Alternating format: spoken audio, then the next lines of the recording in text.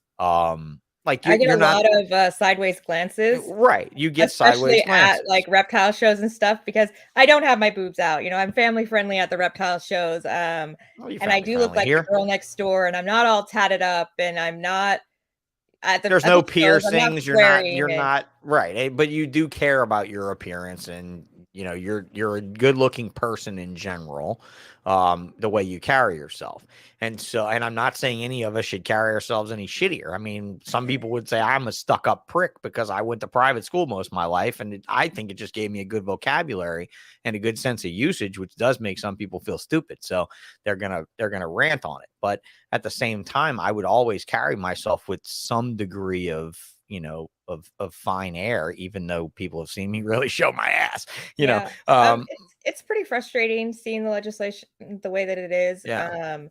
And I do think that there's a lot we could be doing. I mean, I know USARC is doing what they can, and everybody's pretty supportive of them. And I am a member of USARC, but I feel like there's some other angles that we could be pursuing, like you said, for kids with special needs and the emotional support or the therapy animal avenue that I don't think is talked about much. And I would love to see that. I know that Corey Martin is one of the only other people that I've heard talk about it. Mhm. To a great deal. I mean, I'd probably eventually love to have her on the podcast and do like a whole, That might be something worthy of a movement there, just have a discussion over it, because I for know sure. every single time that I go to a reptile show, I'm advocating that to parents. Mhm. And I'm advocating that to the kids that have just gone through this huge trauma of the C word. And You should also relay this to Phil from USARC as well and use this as part, because this might be something he can use as a presentation aspect as well that he might not have gotten too much deep thought into. I'm sure he's thought about it, but it's you know, not talked about enough, you might want to reach because out to Phil. Phil is extremely approachable too. I hope you knew that. And I'd like you to reach out to Philly and tell him about it and be like, hey man, look, we got this thing and we're doing this stuff, and Corey Martin, and get a couple people together. I'd love to help you highlight it if I can. You know, we can also help highlight Bob Vu's Christmas thing real quick, since it's a decent yes, little please. segue. I don't have the screenshot of Bob's stuff pulled up on my screen. I don't know why this fucking thing is taking so long, but yeah, go get over to Bob's page. Bob is definitely doing some stuff for Toys for Tots this year. So, or his Toys for Tots. I don't know if he's doing it with Toys for Tots, right? Doesn't he do it kind of on his own? He raises them and he Raises it gives on them his out. own, and then he gives the Yeah. check to Toys for Tots. But Gives I the don't check to think Toys for Tots. Okay. That's what he's doing. Yeah. So yeah, guys, get over to Bob Vu's page and I'll pull it up real quick. He asked me if I wouldn't mind mentioning it on the show. I if certainly you don't go to mind mentioning that stuff on my the show. Instagram, there's a link to Bob Oh, there is a link on the one that says "Let's get him 9,000." Okay. Oh, there's a link on there. Okay. Or the one that you were just on. There's also like All right. he's tagged. So if you just click on it, it should take you right to Bob. Yeah. Yeah. right. So we're gonna have him on the podcast. He's been around to a lot of the podcasts lately, but it's such a good cause that I don't think Yeah. anyone minds seeing his face that much. He's a No, great and guy. He's pretty fun to talk to. Yeah, I had a great time talking to him, and I think we covered ground that he hadn't really covered on a lot of other shows, especially with the crypto and NFT projects and stuff like that. I think you guys will cover ground. I definitely think that you have an angle that you can bring people in, especially with creative Coralofus said wholesome show Jana got nothing on podcast Jana. I've heard podcast Jana, and she could loosen up a little bit too. It's fine. She could throw some cunts around and some fucks around if she wants to. It's fine with me. Well, I think it's pretty funny because some of the guys that I do the show circuit with have started watching the podcast, and they're probably just like, "Who the f is this lady?" Right? Because that's not the me that they see. You shouldn't say that. Phil. You say, "Who the fuck's this lady?" Was in the chat, and we do all the shows together, and he's a real good guy. But I'm pretty sure that when he watches my podcast, he's just like, "This is not the girl that comes to shows." That's like my mom hat, though, and I go there as like an advocate for, and that's nice. An advocate for reptiles, for the reptile hobby, family. and I have so many kids coming to my table that are there because of Emily from Snake Discovery, and that's really where we got our start. And so I just really can resonate with these kids, and a lot of them, their parents are just like, I don't even know why, but my kid likes reptiles. So we're here at this reptile show that they went online and found themselves. And the kids are, we're having a nice chat about how to take care of the animal. Like they know their stuff because Emily does such a good job. And she's getting into millions and millions of homes. And she's just really exciting the next generation for I reptiles. like the zoo aspect from M. I support the hell out of the zoo aspect from her. Because if I was going to have a setup like that, that's exactly what I would be doing with it. Yeah. I wouldn't be, And then look at this. It wouldn't be this fucking crazy shit. Wouldn't be this sensationalism. It wouldn't be, look at the giant snakes. It would be really trying to reach out there and enhance the market. So like Lou said, smash the like, smash the subscribes and all that type of stuff. PCF Funny Royal says that Tegu's made the news on emotional support in hospitals and rehab facilities. Of course, no one got bitten and they made a lot of people have a good day pretty much. So yeah, I mean, I think that's a super widely ignored fact. And you said it. Yes. They're not emotional in the sense of they can be emotionally attractive and emotionally bonding, but not emotionally needy. Correct. And I think that is where a horse or a dog or a cat or even, even a cat, a cat can be an annoying fucking animal. Like not with its just regular habits, but if it likes you, oh fuck. You have to do it. They're not emotionally needy and they're also not like care needy wise. So a lot of adults who suffer from anxiety or who have had a depression as a result of COVID, it can be a support and a comfort to those people without overwhelming them with its needs. And so it's just like a companion that's there that doesn't require a lot of you. And so there's a lot of adults who don't even have kids that I've put a snake in their hands or put a snake around their neck. And, and it's a lot like the effect of a weighted blanket, but it's a living thing that you can interact with. And so I just really think that it's an untapped conversation about how helpful these animals can be in people's I think lives. that needs to be a progressive foot forward for you for sure. If I might, if it's not bad of me to say that and put you in a role of like, go Jana, go. But really in that role, I think that it really can make a difference. It really, in the scene though. But I mean, I'm serious. Like if you letting Phil use even that as part of his legislative battle technique, I think it'd be incredibly valuable if he's not already on that wavelength. So thanks for talking about that with me, because that's actually really, really important to me, even though I don't find a need for it necessarily in my parenting.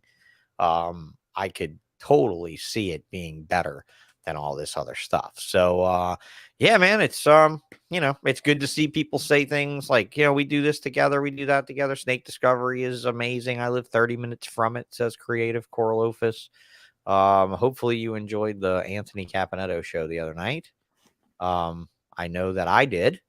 I say that because of the whole Coralofus thing. I really had fun listening to old Anthony talk about his big industry stuff. So how have you guys done with the Holdback Rack podcast? Have you done a lot of guests and stuff like that? Or is this something new for your lives? So our format isn't really guests. We have done a lot more guests than I think we ever intended to.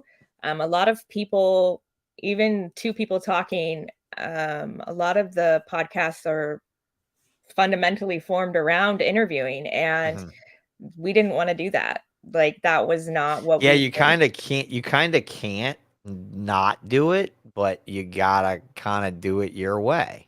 Right. And so we just didn't want to come in and be the same old thing. And how we got our start, I've said this a number of times, so I'm repeating myself for those of you who are avid listeners, but I don't mind hearing it.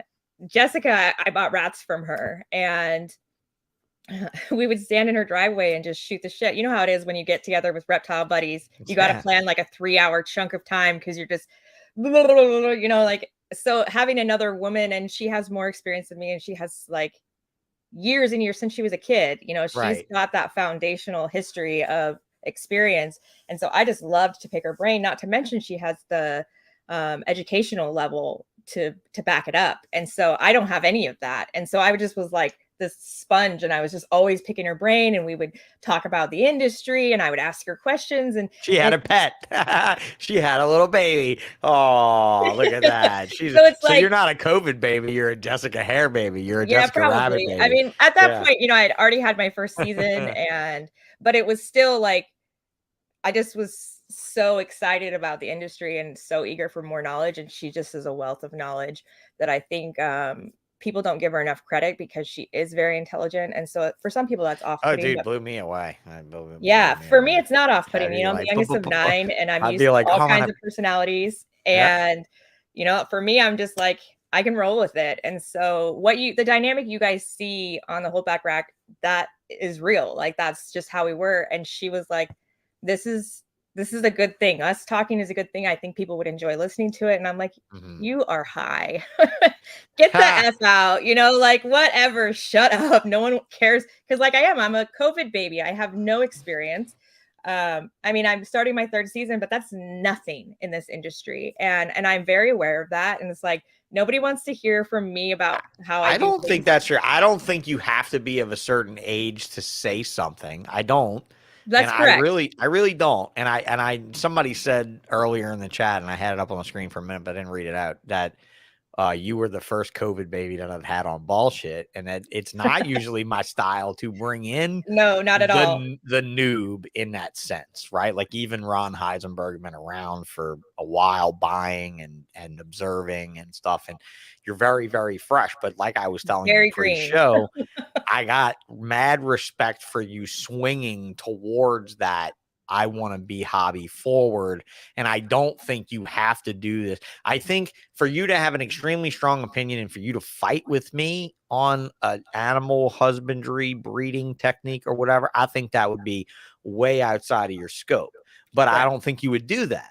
I don't think you would do that. I think you would nod to Jessica and be like, hey, I don't have the years here, but you have the years here, and I do that quite frequently. I'm like, oh no, ask Jessica. I don't know. Well, and at some point though, your foot is going to have to go forward. You have to, you're going to have to take that lead on. And at some point, your only 3 seasons is going to be only 6 seasons and only 9 seasons. And then, or like mine, only 22 seasons, and then it's just only, right? Because there's always going to be somebody above you to nod up to. And I think that, I think that having interviews are interesting from that perspective, because like what I view of like, let's say Todd Goodman, who's not been interviewed by hardly anyone either. That's why I'm super excited about it, because he's such a giant guy in the industry and nobody's talked to him really. So, I mean, everybody's talked to him. They go to reptile shows, they drink with him, they bid against him and lose in auctions. I mean, they know him, but to really get with him and have a 2-hour conversation with him and be like, dude, you have no idea the nuts I want to crack with this guy. Like the big business nuts. Like, what was it, you or Jessica that messaged me and said that they appreciated the Caponetto? I take it from you both when it comes from Holdback Rack. It's always Jessica if it's coming. It's always Jessica. It's probably always Jessica. I don't have any of the logins. She doesn't let me have that kind of power. You're Maybe next censored year. by your own partner. You're censored by your own partner.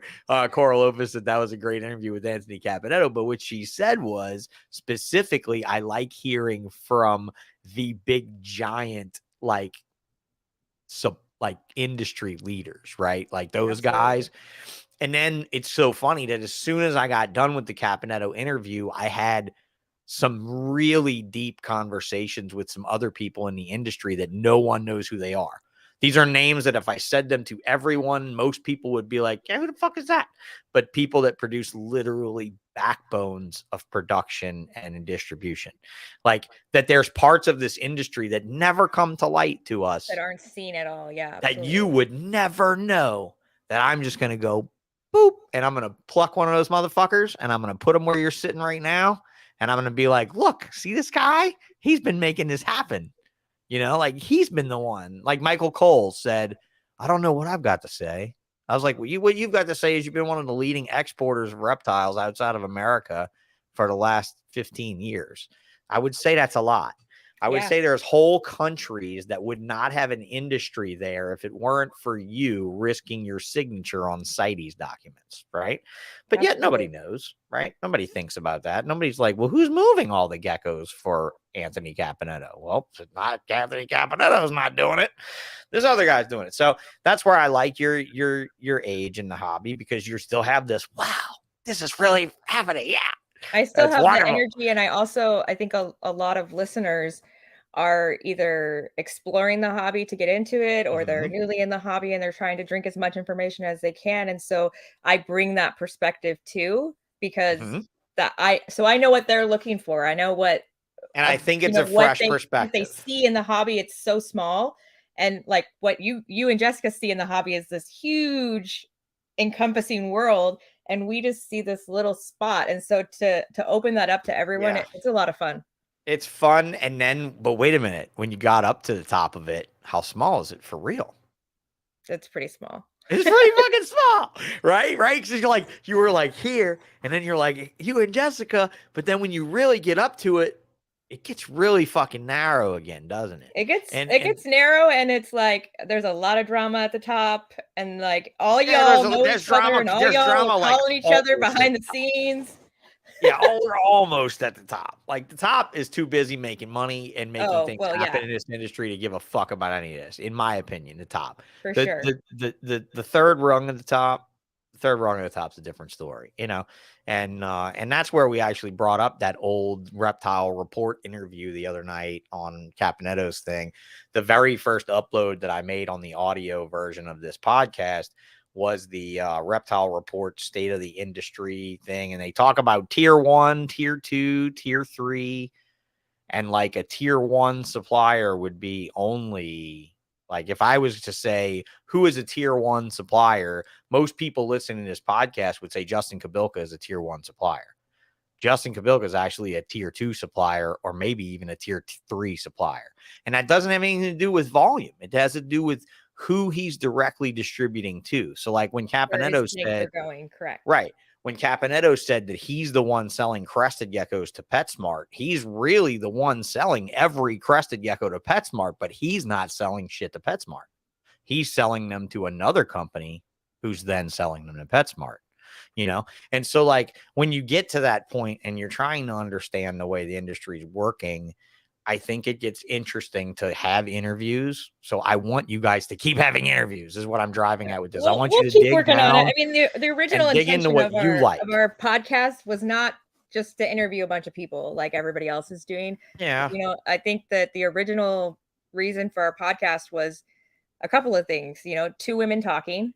At the time, there wasn't any of that. In Blue came out shortly after us, and they were 2 women talking, but they lost steam. They gave it up. Yeah, you know? So they didn't continue, which is unfortunate. Well, I say Heidi gave it up, right? Heidi gave it up, but Rob's wife's been doing the Gumbo podcast with them too, right? Like she was Rachel. Rachel was doing the. Yeah, she sometimes is there instead of Katie and stuff, so she like rotates in. But I love her. I think she's like, if you could get her as a third side chair sometimes, I think she would throw like gas on your fire over there. You guys are you talk about crash, you'd make every man look like a fucking choir boy. You know, you guys with Rachel over there too with the 3, you fucking Jesus, it'd be out of control. Right. But I love her. I love her opinion. I love how out she at the last Reptile show, she came up and she said, "Do I look like somebody that can't fucking build a rack to you?" And I was like, "No, you look like a bad bitch to me." I was like, "You look like a bad motherfucker to me." Why? Who said that? Can you believe that guy over there didn't think I built these? And I'm like, you tell him you just drew it up in a piece of software and let a machine cut it? Because that might convince him. I mean, that's really the truth, you know?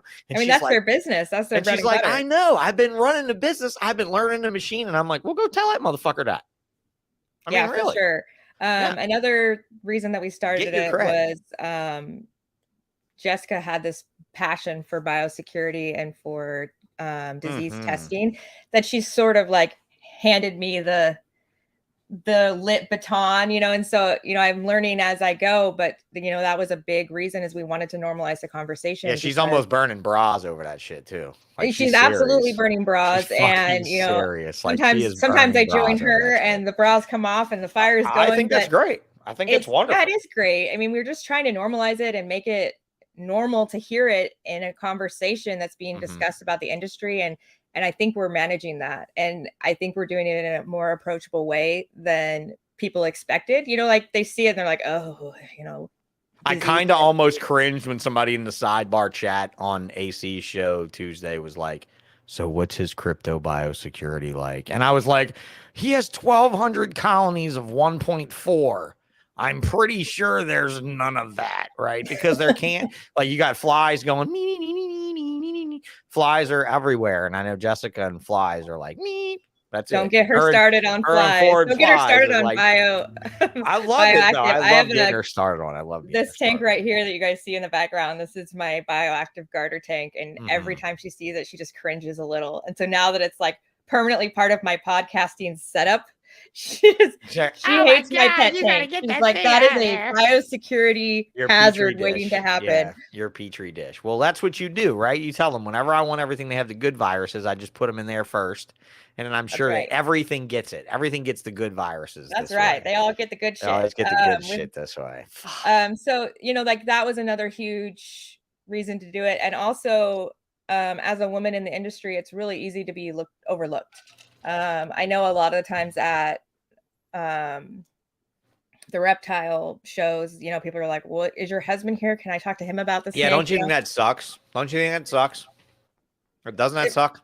It really sucks because my husband knows, well, he's now my ex, but he knew nothing about snakes. Both either congratulations or not congratulations on that. No, totally congratulations. It's a good thing. Sometimes it happens, you know. I mean, it is. No, very, very, very happy. Congratulations. Very good thing. Positive thing.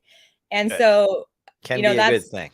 When you're being dismissed because of your gender, it's very frustrating. And so to have the opportunity to create your own platform where you can talk freely and show that, you know, women can be knowledgeable. And even though I am so green and I am still learning a lot of the knowledge myself, you know, Jessica isn't. And so to be able to have that discussion and to show that like I have the potential to learn and that she already knows so much fucking shit. And I mean, that girl knows her shit. Do not challenge her on a subject because she will. I'll challenge her because I like talking to her like that. I like fucking arguing with her. I like telling her guys head to head because you're on the same level. Literally head to head because she's all about the fuck. She talks shit about Puzzle's head.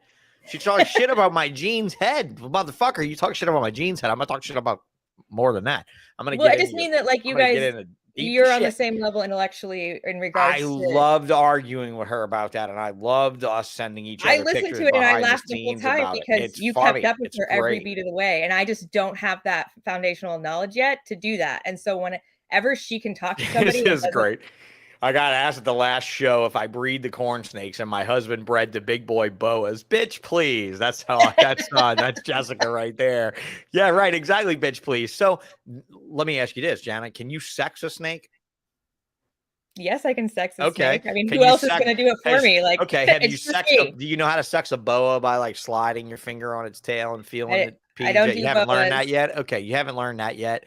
You haven't learned how to pop a colubrid baby yet, probably. So you're not that grand at popping very tiny snakes like corn snakes or whatever. But you've popped ball pythons, right? That will be your number one challenge as a female seller in the marketplace. Really? Because I've seen it over the years. My mother, my girlfriends, my wife, my fiance, who was almost wife for 10 years, who taught me how to sex a boa. Lori Barchak, for instance, with Brian. I've seen it with her. I've seen Kim Bell. Kim Bell's funny with it. Kim Bell's like, okay. And she just gets her husband because she'd rather not fucking deal with you. You know, so she's just like, fuck them. If they don't want to deal with me, they're going to get a worse deal from him. I would have gave him a better price and a better animal, but fuck them. Let them deal with Mark. That's Kim's opinion. But Lori's opinion in the original days, it was pretty insulting to sit there and watch these women get insulted. The first time it happened, I was 19. I was selling at a reptile show, but with my mom's help. At a local show, and a guy came and he asked my mom to sex a boa, and it's the sliding method, which is super easy, Jana. It's easier than what you learned. I've heard you talk about it quite a bit. Super easy. You can do it. Now that you've even heard me talk about it, you can do the sliding trick, right? My mom did it for Jessica this guy. doesn't let me touch her boas.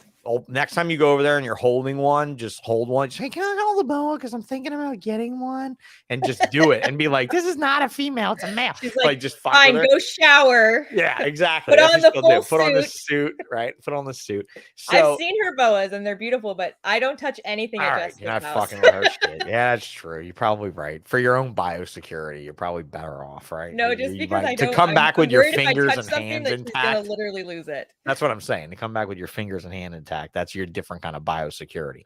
But yeah, so the guy buys a boa, and my mom sexted for the dude. And I was 19. My mom was probably like 44, 45 years old, something like that, right?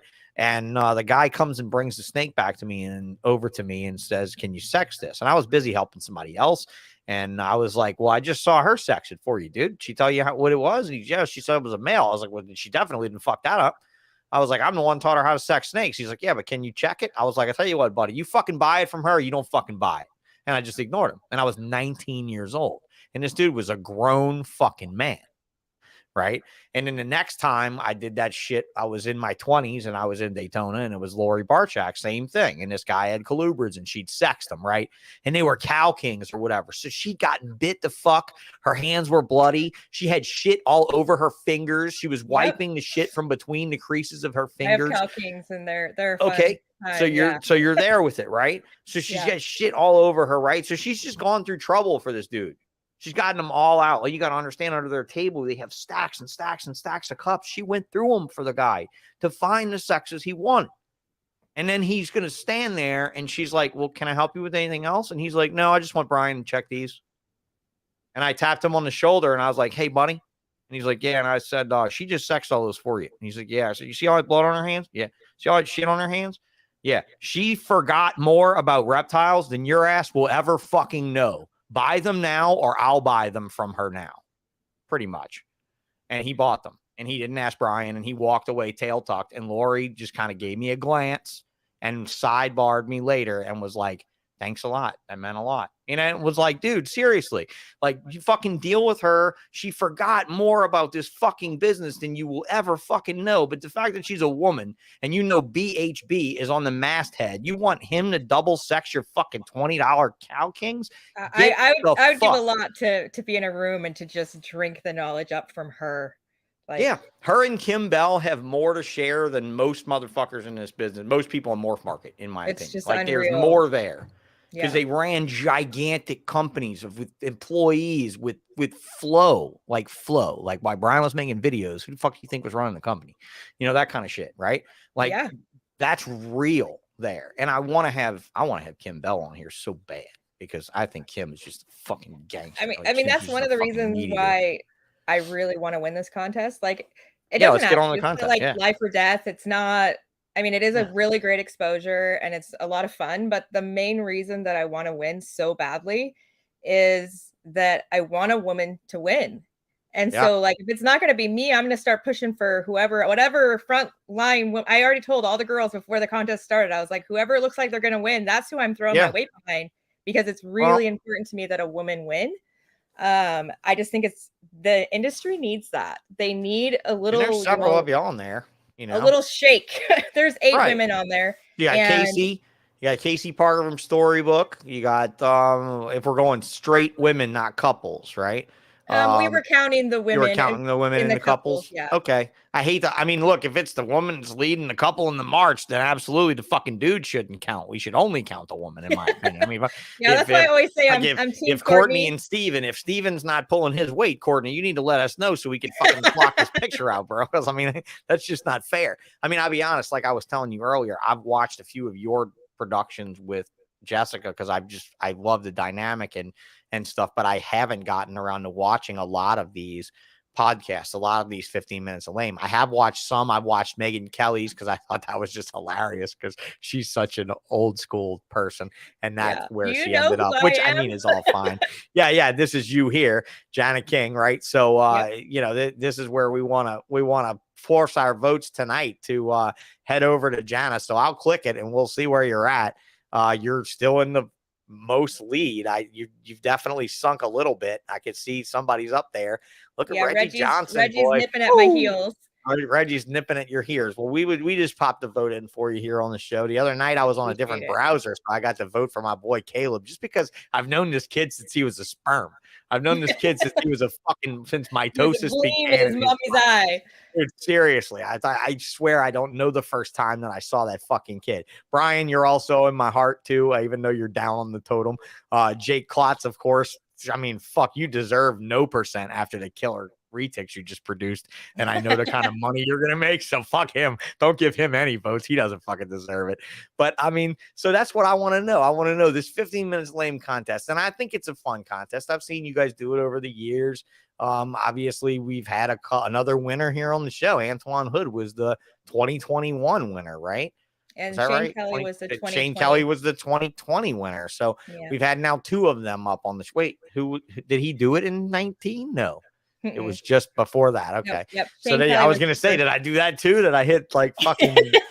Well, now you've had the 3rd winner tonight. Yeah. Well, hopeful. Well, you're hopeful, aren't you? You're very hopeful. But I mean, really. But like I said, I will be happy if a woman wins, because I think the industry needs that. They need to be shown that like we can handle our shit. You got it, dude. It doesn't matter. Like, I'm always going to think of Colette Sutherland. I'm always going to think of Tracy Barker. I'm always going to think, and I mean, honestly, That's fine. Okay, well, let me ask you a question then. Since you're going to bring the matriarchy into it.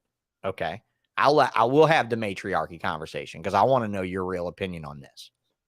Do you think that US ARC not having a female on the board of directors is problematic? I think that it's indicative of the state of the hobby. I think it's indicative of the industry and how women are disregarded as relevant. I don't know that they disregarded them specifically because I know that Tracy has done a enormous amount of work for US ARC. Then why isn't she on the board? But not in the board of directors standpoint. That's a question that I'd like to ask her on this very show. I mean, there are industry giants like you have named a bunch. Kim Bell would be a great person to have on that board. But again, stand up there and hold their own. I mean, I'm definitely not that person. I'm green as hell. But well, you know who's on the board? Todd Goodman's on the board. So we can ask Todd Goodman in a couple of weeks on December 13th on this show on Tuesday, December 13th.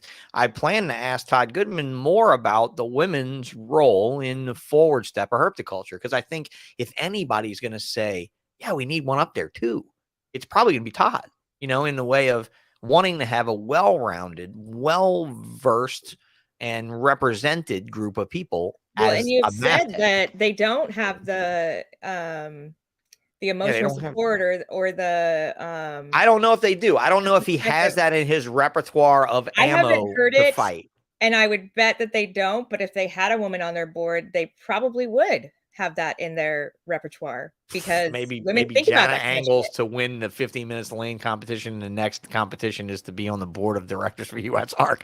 Maybe we vote for you. That. I'm in the middle of college. I have 2 finals next week. Shut your mouth. True. I'm not going to vote for you or John Feely to do anything with your fucking middle-aged schooling shit. I am not worthy of that position. Your middle-aged schooling stuff. I can't get ABCs of ball pythons off the ground with John because he just has dried the fuck up with this school thing. No, I'm not at all the right person for that. I'm not even sure I'm the right person to head up a spearheading of, getting ball pythons looked at as more support animals, but I definitely would support that movement. I'm going to let Mike shout out for his friend to be an antithesis to your show and say, vote for my friend Shan's. Lady's a truck driver and still manages to produce amazing animals. And look, hey Mike, thanks a lot for piping up and saying that. She's a cool chick. So if she won, I would be thrilled. There's a lot of cool women in the industry, and like you've named some people that have been in it from the start too, and they don't get recognition other than I hear their names out of your mouth a lot, but other people I try to do the Hirsch theory of reptiles like I wrote in that Tracy Barker post, but I mean I'm like so held back by their age and their I would say prudish ways in that perspective, in that respect, right? I mean, like people on this end, the green end, would kill for that, to hear their that's why I hope their story, to hear them come out and say like women have a history in this hobby, women have a place too. Like the value of that is not, I mean, her value alone is incredible and worth an interview 1,000 times. Yeah, I wish But she was here to the hear you bonus fucking of say that that. for the women in the industry would be huge.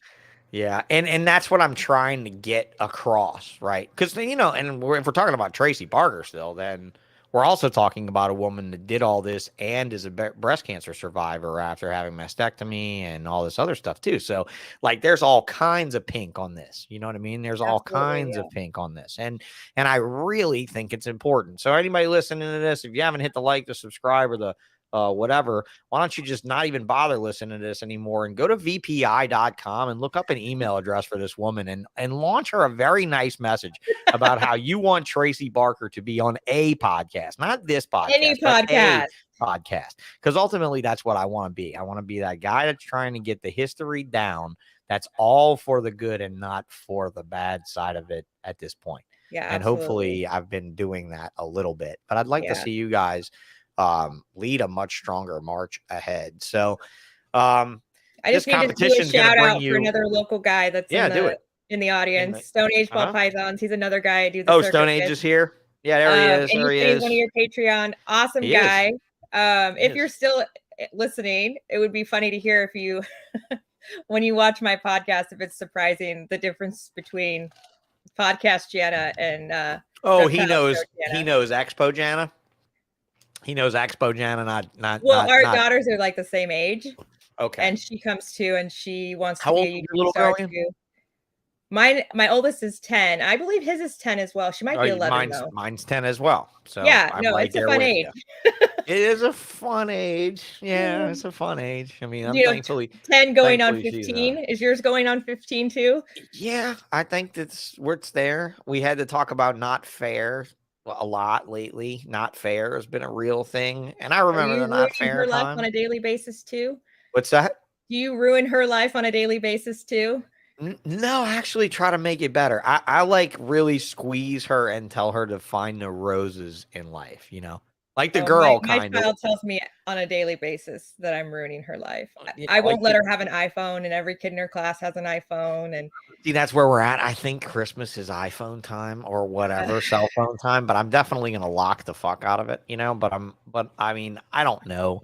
Like, dude, her school is like 3 blocks away. It's so funny. My kid's school is right up the street, and I'm like, an only child, right? So like, we're gonna fuck these people like Limey right out of the chat. So we gotta keep this for me and you conversation for later, right? But we'll get on this parenting shit later. But let's get back, because Limey's gonna be like, I don't really know about this, right? But he did say, honestly, I don't get the female in the industry. Most of my new stock are from females. I just don't see it. I mean, that's fine, and I'm not saying that men need to get aside and shut up. I just think that there needs to be a representation of the women in the industry. There's room for everybody. I think that like you said, you're trying to get that history down, and we're missing the female piece of that history. Frenchie and Ozzy. Yeah, and I think that's worthy of a shot, and I think it's a good shout out to say that. But then again, dude, there's Limey. If I'm not to say there's not another woman promoting breeder, I mean, he's always been a great guy to have around, to have in the scene. He's always been extremely respectful towards women, well, and he's always in our chat on our lives. So I bet he is. He shows up and shows his support, because that's during the day, and that's his speed. I had to go and cry to him about not seeing him in the chat so much. And now he's here just for me. Now he's here just so he can I can hang this up and say, "Are you happy now, motherfucker? Are you happy now, you prick?" But man, I wouldn't even probably have a business if it wasn't for him. I don't know if you've heard me say that, Janna, but he led the march in raising so much money for me and my family when I got hurt. Limey did so much. And what's crazy is since I left the reptile thing in 19 and went to the fish world, 2 of the larger fish guys have passed away, one from cancer and one from an untimely death. And so little has been done, considering the large number of people in the hobby. Yeah. And I don't mean so many people haven't poured out their hearts. I mean, there's people are pouring their hearts out everywhere. There's nothing like the reptile community when they come together. There's nothing like this. Like, I watched a guy who spent his entire life on forums helping people keep an ocean in a box for free. Yet when he got sick, there wasn't hundreds of thousands of dollars raised for him, and there could have been millions considering Oh yeah, the if number of everybody gave people and the $1 amount of from that money in the community, aquarium hobby yeah. versus the reptile hobby, right? So, wow, like that's it. You know, it's fucking mind Yeah, we blowing may how have some helpful drama this and we is. may, pick at each other, but Well, I when don't really think there's that much somebody drama either. I really don't think there's that much when drama somebody either. needs support, the reptile hobby always shows up. Right. Yeah, it seems to, and you don't need to be even the guy for that to happen. Oh, You not know, at all. Like, it's happened to very small, names or names well, that like you I'm wouldn't super normally. small and not monetarily, but I had a rough patch a week and a half or so ago around Thanksgiving, and I was like, I'm out, guys. I'm done. Oh, F and this people talk you back hobby, in. F this podcast, F it Right. all. Like, I'm just done. Bye. Like I don't need this. I'll I've be got honest. clothes, Look, I've got kids. my gal friend. I won't even call. She's not a girlfriend. She's not my girlfriend. We haven't gone to that line yet. She's my female pal, right? And I'm gonna tell you right now, when she got to feeling bad about herself, you know what I told her to do? I was like, "You got a ladder?" She's like, "Yeah," and I was like, "Get it out." She's like, "Okay," and I was like, "Climb up to the top." And she's like, "What?" And I said, "Sit on the top of the ladder." She said, "It doesn't. It says not to sit up here." I said, "Don't fall." Okay, I'm sitting on top of the ladder. I was like, "All right, how's it feel?" Because I can't do any of that. Shut the fuck up and go back to what you were doing. And I Yeah, hung put up. on your big And I girl hung up the phone. panties, And I'm just like, dust dude, you have yourself these off. seizures and shit. I am so professionally fucking disabled at this point. I got no feelings for you at all. Get the fuck up the ladder. Sit up there. Realize how great your fucking life is. Come down and hang out. After that, there ain't much else I could tell you. Right? Yeah, for sure. And at Well, the and end I of the mean, day, I had so many people that I just didn't expect to like that come out and be like, no, came we are out and not they were going to just like, accept that. We are not going to exactly. They were accept like, that. fuck Right, that right. noise. Get your big girl panties on and let's go. Like they Fucking just right. And didn't it accept it at wasn't all. They were Jessica. just like, fuck you. And there was a couple who, Jessica probably obviously didn't my say work shit. wife Jessica and was probably stuff. like, yeah, that bitch is just lying. Yeah, that bitch is stupid. Yeah, she's just fucking off. I mean, Yeah, like she's just trying Jessica to called me and she was like, bitch, quit this pity party and Yeah. fucking get up. Like, I'm this is invested in you. unacceptable. I'm And invested in you. it's those people in your Yeah. life that you just don't expect to just really have your back that do in the reptile hobby. And I have been in a number of communities and never had this kind of love and support and backing. And that's phenomenal. And like I said, I'm great as hell. And like my experience is still I'm still learning, and yet I can have this support and this community. It's just, Right. it is a good place to be. Well, I'll tell you And what, it's good that you have the podcast bone in your body too, because being as green as you are, this hour and 26 so far, it's just been a breeze, right? I mean, it's a good thing you got all that time in with Jessica. So, man, what was I going to ask you about that too? I had another question about you two together, but I'll come back to it a little later if I remember it. But so do you have any, like, you're a ball python person? Let's talk about ASM Royal Tails. So you guys go to snakesandthefatman.com, go to the 15 minutes lame contest, go click her picture right down here, or as she said, any of the fairer sex pictures on the page, any of the women, any of the chicks. Well, yeah, like Casey Parker, Jen, Kate, and Jen's awesome. Megan Kelly, Jen Kate's Megaconda, she's amazing. great. And Shannon Lentz. And, Shan? yeah, she did say the other women in there with the couple guys, but if you got a guy in the photo, I'm not even going to mention you right now for the well, there's female Bree foot forward. and there's Lori and there's Courtney, and they're pictured with their spouses, but that's You know what I see? I see Bree. Bree counts. Bree counts because her dude's name's not even in the thing. And Courtney counts too because her name came first. He listed the women first, didn't he? He sure did. That's 'cause Almost. we He want didn't do that a woman he didn't to do it win. to Roger and Lori, but he did it to them too. But great, wonderful. I mean, it is what it is, right? I mean, it's all fun and games, isn't it, in the end? And what do you get? What do you get for winning the fuck? Tell us that. Tell us the juicy fat pumpkin at the end of this fucking train ride.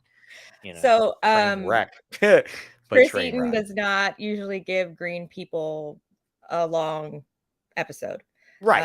And Yeah, even you guys someone get 15 minutes and you only get about 9.5 of those minutes before he starts asking you questions that he bonks you out on if you haven't participated in, blah, blah, blah. Right. Correct. We've seen it. And it's a very formatted little tiny interview. And so you don't get a lot of time to talk about what you're about or your experience or where you're going.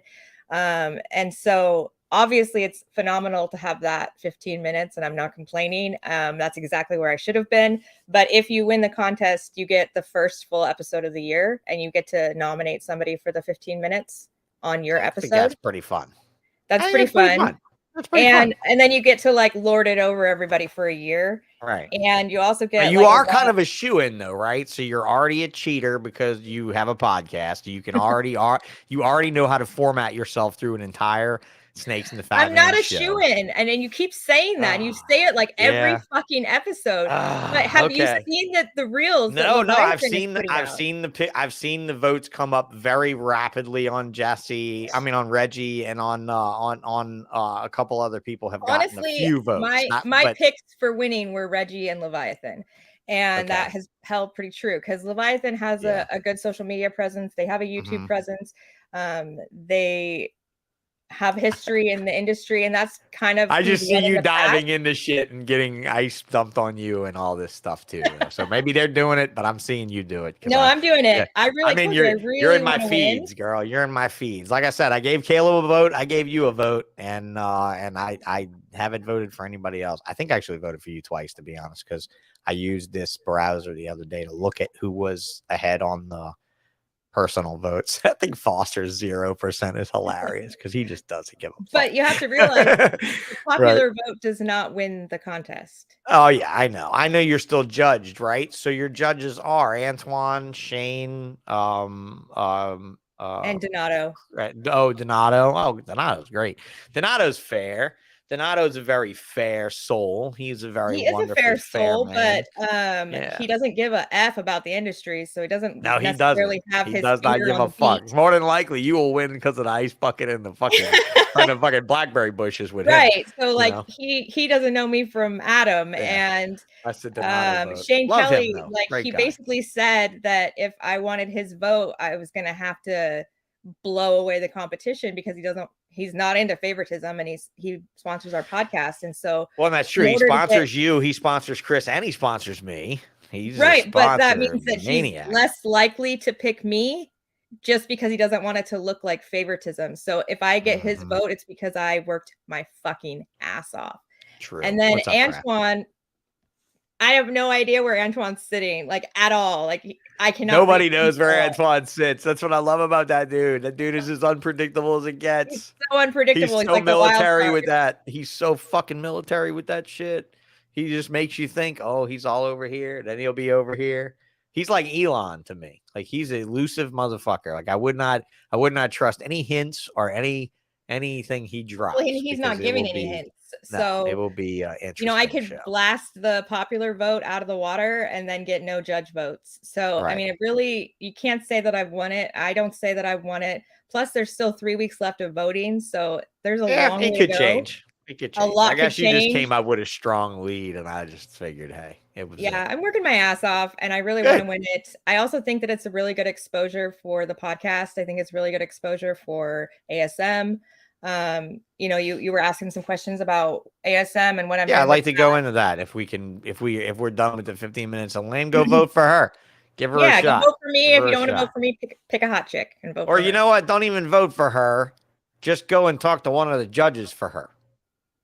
That seems to matter even more. Yeah. So ASM. That was it. Votes is only 25% and MJ is the tiebreaker judge. So how is that? What are they using the website votes and that vote? And then he's the tiebreaker judge? Oh no, he's no longer the tiebreaker. Okay, all right. He's no longer the tiebreaker. No longer the tiebreaker. I don't know if Chris has announced who he's picked as the tiebreaker to replace MJ, but so you get 1 point for winning the popular vote, and then each judge has 1 point. And vote so for Lori too. It could be a tie. So if there's a tie, there's another person that's gonna break the tie, but it's not Chris Eaton. Right. Gotcha. He's recused himself from the contest. Well, that's good. He could be no favorites there on that, right? Because it'd be hard to do. It'd be hard to pick. I think it's fun to do this thing. I think it is fun. I like listening to it. I think I think I wouldn't. Again, I'll say this because it's a one-sided thing and nobody can rebut me. I think I'd never want to be on the 15 Minutes of Lame if I wasn't an American because I get bonked on everything. I think it would just make me feel bad, because I have seen a couple non-Americans on there, right? Like Foster, who got bonked and bonked and got like flicked off because he just couldn't use half the shit that was offered on the thing. So like at that point it'd be kind of like whatever. But okay, yeah, MJ was strong on Reggie. Maybe that's why. Maybe so. MJ seems like a guy he'd probably be a little easily swayed by his boys, but that's just it. I think it is fun. I hope that winning it brings you all the things you hope that it brings you as far as the spotlight. But I think you've created your own spotlight. I really do. I think the Holdback Rack Podcast is it. I think it's your legacy, along with your friend and then your own respective companies, right?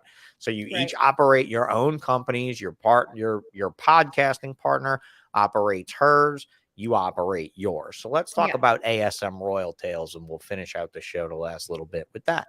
Yeah, so ASM Royal Tales, I am 99% ball pythons. I am starting to branch out. Like I have a trio of red-sided garters and a trio of king snakes, and I'm looking at getting a pair of hognose.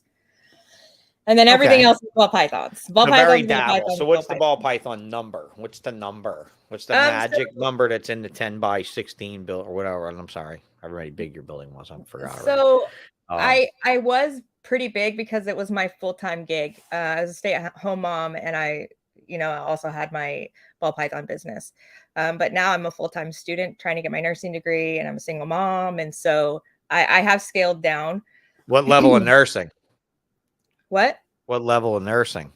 I'm going for my RN. I already have a certified medical assistant degree. Okay. And so right now I'm going after my RN. Well, it's good.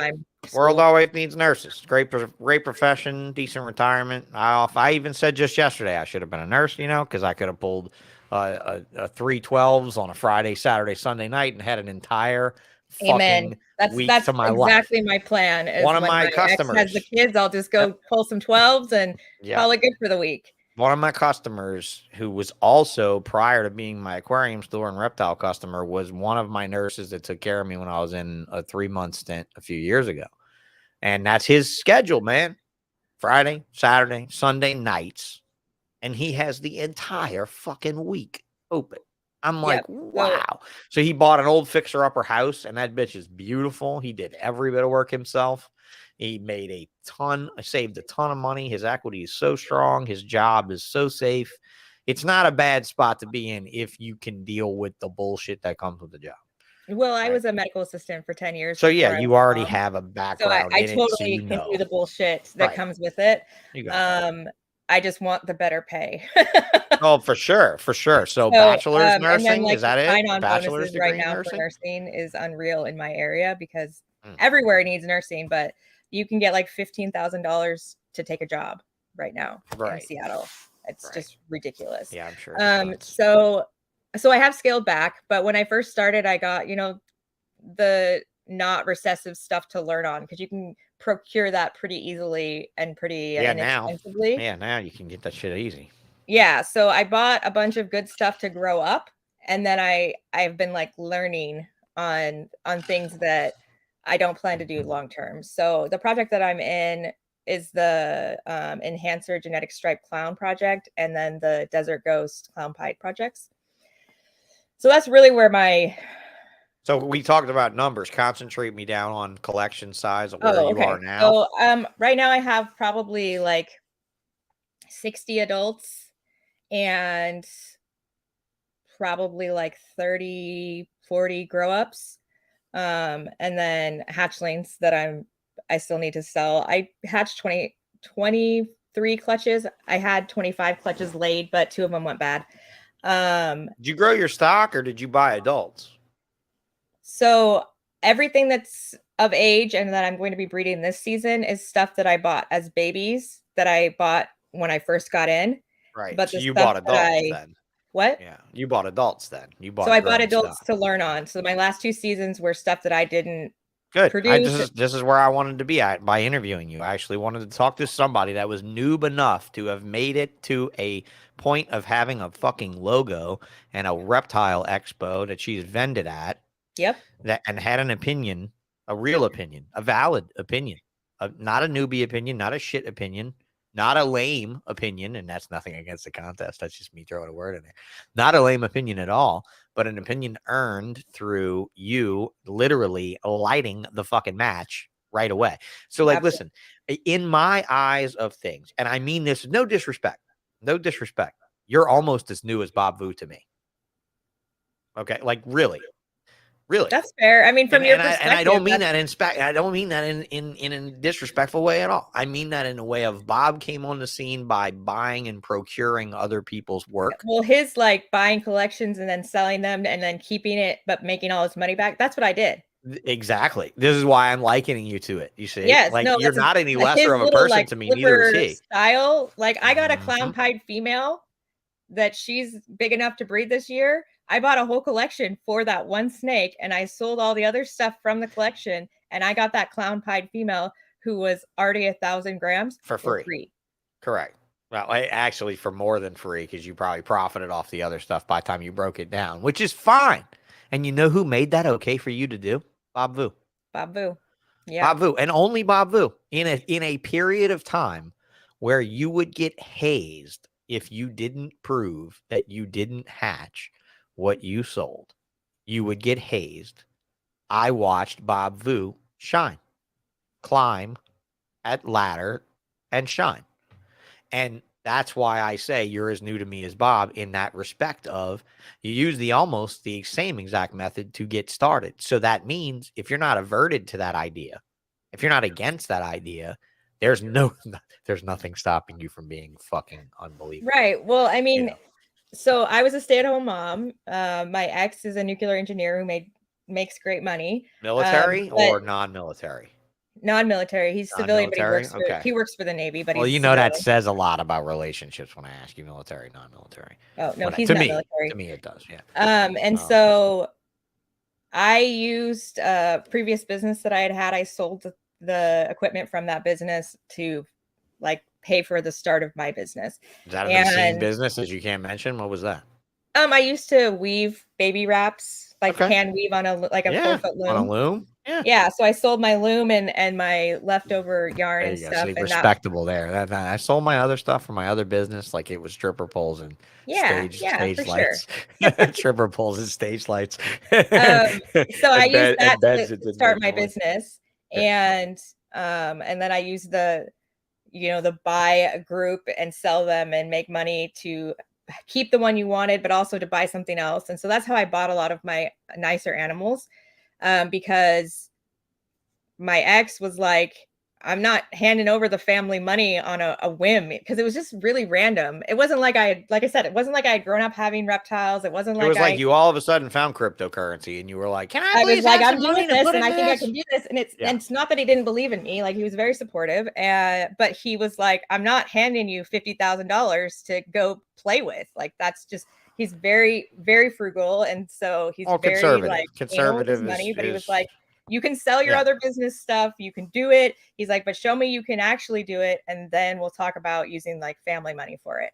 And so like my whole first season was literally like robbing Peter to pay Paul and buying up groups to sell. Cause also a lot of local stuff sold for about half the price of what it was going for on Morph Market. So you could buy up like a bunch from people locally. And then if you were willing to ship, then you could get twice as much for it. Like, no problem. And so that's really how I funded the start of my business. That's not what I do now. Because isn't that funny that you crossed the barrier so easy? You crossed the barrier so easily that stops so many people. The shipping barrier. Yes, but I had to. Shipping barrier stops. You want to talk about squelching talent and potential?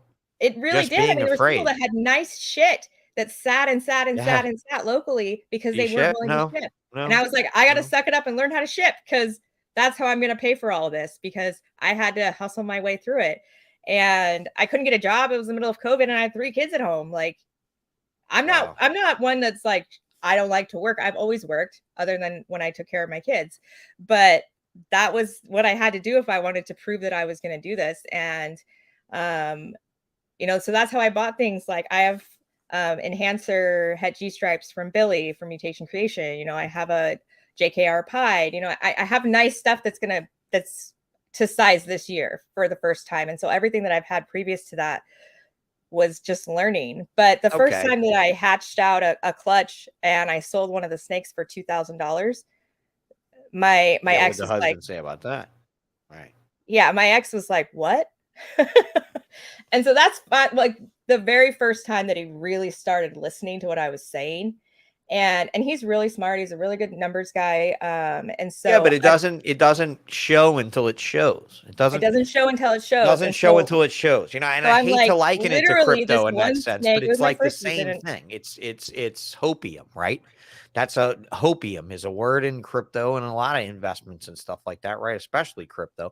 Hopium, and getting high on that hopium is really scary when you see some people. And listen, I've seen some people not do it the way you did it, and I feel very bad for their position in the market right now, meaning their debt to income ratio is about to be really warped if the market does take a downwards turn, versus someone like you who built herself up and managed to like stay even as you came up. You stayed even as you came up. That's not how I came up, right? You understand? I had to put up a bunch of money, then wait for that money to grow, and then make and breed that money and produce that money. Eventually. I didn't have the luxury of being able to jumpstart it like Bob Vu or like even you did. You know what I mean? And a lot of people do it that way, and they can. I mean, it can be done that way. It just takes a lot more time. It takes a lot more time. And look, trust me, if I wanted to be a ball python breeder again, Jana, I would do it this way. I will admit, I'm not in a financial position to become a ball python breeder in the role that I would like to be. Right. Yeah. I would have to spend $1 million, right? I'd have to spend $1 million to feel relevant in my space. Okay. Absolutely. But I've also done everything with a ball python that you want to do. I think, and again, not ego, not patting myself on the back, but just a life statement of, I now want to produce the history of it, or now I want to make cages for it, or look, I want to make bowl holders for gecko cages and stuff. I mean, look, my desk here at home is surrounded by I want to make 3D prints of octopus that don't show up on the screen, right? Like, I want to do anything I want to do. Really well at my expos. I know, don't they? I pay for my table. We have a guy that brings his 3D printer and he prints at the expo. When you print at a show, you have like hostages. Do you notice that? People stand there and they just watch it.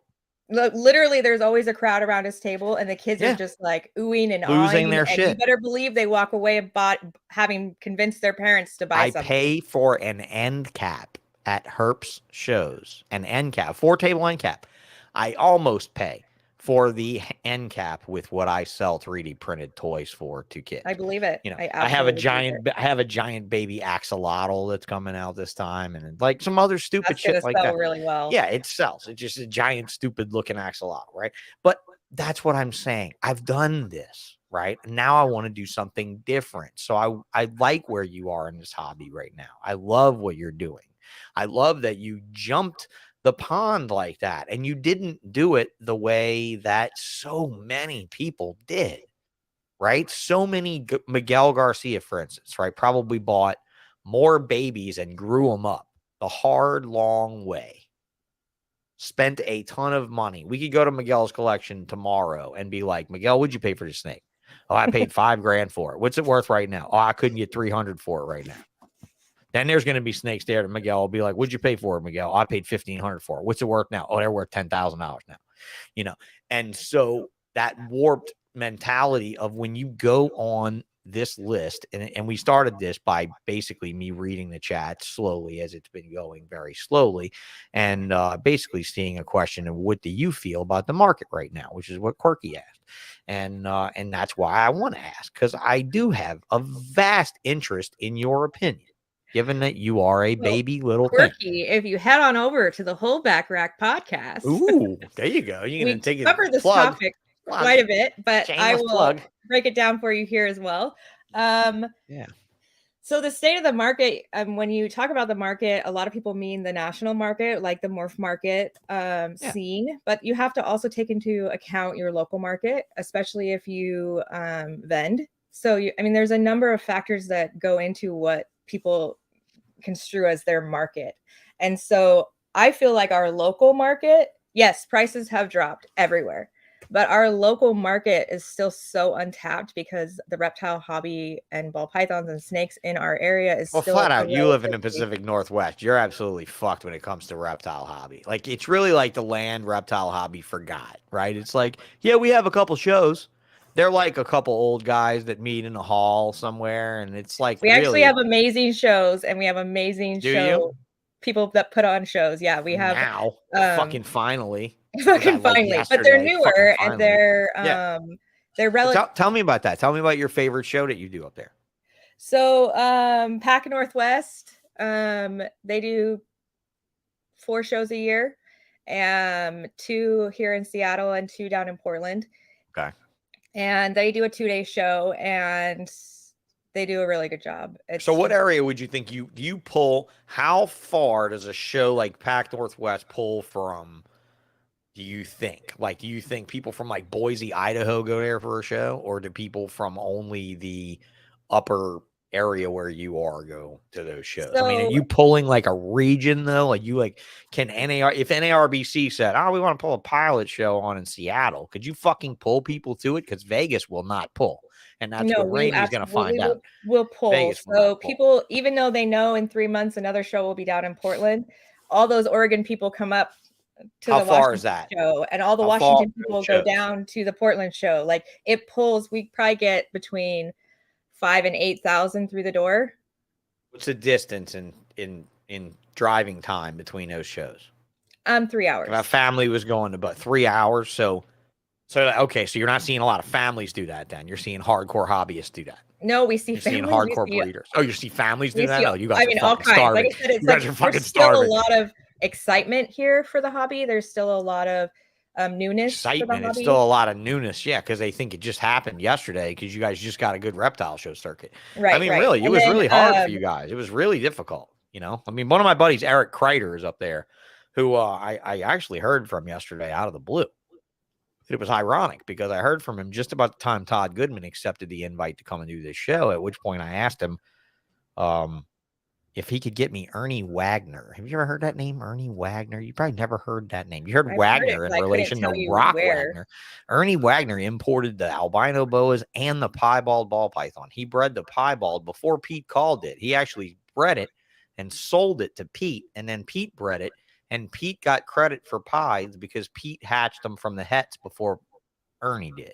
But Okay, I Ernie's think Jessica just told 87 me this. years That's old. why I'm remembering Yeah. the name, because Jessica, I Ernie's think, shared that story. 87 years old, and I would love to hear Ernie on this podcast. But in that area you're in, do you know you have some ancient reptile people all around you between the West Coast, California, Berkeley area where East Bay Vivarium is, all the way up into Seattle? You have some serious reptile heritage, but they're all quiet old guys that you'd Super never ever quiet. fucking imagine. Yeah. Bob Yeah. Applegate was probably the noisiest of all those old guys out of Central California and North that ever traveled up there and did the show circuit and herped up there and stuff like that, you know? Yeah, But we you just guys had really do a have show lot. in Spokane. Yeah, And for I sure. think last year was their first show, and then this was their second, but it was run by Okay. someone new this year.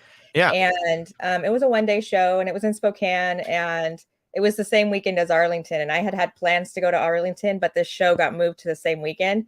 Yeah, And, so I'm a didn't go to single Arlington. mom going to college, and I'm like, I could go and spend a bunch of money, or I could go to a reptile. Or you can go see expo your and friend make some Jessica, money. your partner, that moved to Texas. You can give her a hug and sleep in her new house and go and tell her Well, how I to mean, the hibernate Texas things in her shows- new basement. The Texas shows aren't doing as well, but it doesn't matter. So I went to no. Spokane. Oh, she didn't want to And, say that. I She had almost heard the stopped show herself the from saying year something bad about NARBC. Yeah, the show the year before I had heard hadn't been that great, and so I had really low expectations. Mm. But that show was so packed that there were Really? like 4 rows of people, and I mean, I'm sure we were. What's over the past variety up there of production? Is there a lot of colubrids and shit, geckos and stuff, Well, or is it it was just Spokane, ball? and so there was wall? like almost there was there was some variety, but there was not a lot of vendors because people had Mhm. expected it to not be a great show. But they had, I think we had 6,000 people come through that day, and so many tables completely sold out.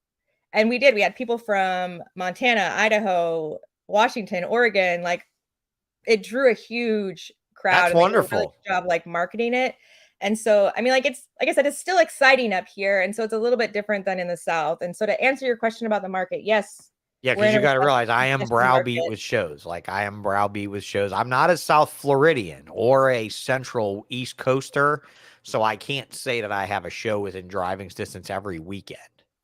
Some of them do. Some Texans do, right? Especially Yeah. North Texas. If you're in like fucking North Central Texas, you could drive 4 hours, 5 hours to probably a bunch of shows, a fucking bunch of shows.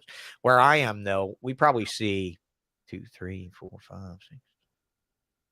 Within a 3 hours driving distance, we probably have 18 occurrences of a show a year, 16 occurrences of a show. That's including Repticon's shit show, because here in some places the Repticon show is a good show because of the quality of the vendors that go to it. Okay. But here the Repticon shows are really terrible because you either do herps and you're a good breeder and shit, or you do Repticon because you can't get into herps because you either did something wrong or some fucking person doesn't like you, or you know what I mean? It's very clicky. And I think the Repticon crowd here, I mean, you've heard nasty things about Repticon, right? Being you know, A little. I mean, I again, don't have my 3 finger years on the in, pulse 3 for years. that. Well, yeah, but I mean, 3 years into it, a year into podcasting, heavy, hardcore, your Yeah. ear is to the ground. You have people that you know that might say, "Oh, I went to a herp show or I went to a show me show and I did bad, but God, I love Sean Gray at herps and I love Mickey Meyer at whatever." I have Right? heard all of that. Exactly that. Yes. Right. Exactly like that. Right. Exactly like that. Like they've been great or they've been bad, but I love him and I love her, and then you hear Repticon and you're like, okay, what's it going to be? Like you're sitting on the fucking edge of oblivion at that point. And you're like, they're either going to say it was Repticon in Atlanta or in Memphis, Tennessee, which was all a good bunch of basically pretty friendly, pretty decent people, or they're going to say some shit horror fest, right? So you don't have anything like that brewing up there by you, because Texas has a couple too, of these shows that are like, oh my God, they're the scourge of the industry, and you don't necessarily want them to be there because they're sending out 15-year-olds with retics, okay? Like that. Right. I mean, like Like you when your shows are your bread and butter, you don't want to blast them on podcasts. Well, no. I don't. I hope that a show it would be your bread and butter wouldn't be shitty like that. I mean, I would hope that. So, like I said, we have the Pac Northwest show Yeah. circuit, and they do 4 a year. And You then could just say, yes, we have a shitty show, or no, we don't have a shitty show. I mean, because I could tell you, yes, we have a shitty show, and it's the Repticon here. And then we do have another show that is a one-day show, and they do 2 or 3 a year. Yeah, one-day shows in the same region, Seattle and Portland, and it's not the same level as you do well. Have you vended it? Yeah, I vend it all the time. And you do well at it. And I don't do as well at that one as I do at the Pac Northwest, but well enough for you to continue to do it, though. Right. Well, I mean, there's some people down south that aren't even paying for their tables. Like, I'm always doing good enough for my time. Like I'm paying for college that way. I'm feeding my animals that way. Your cohort said it's all captive bred, though.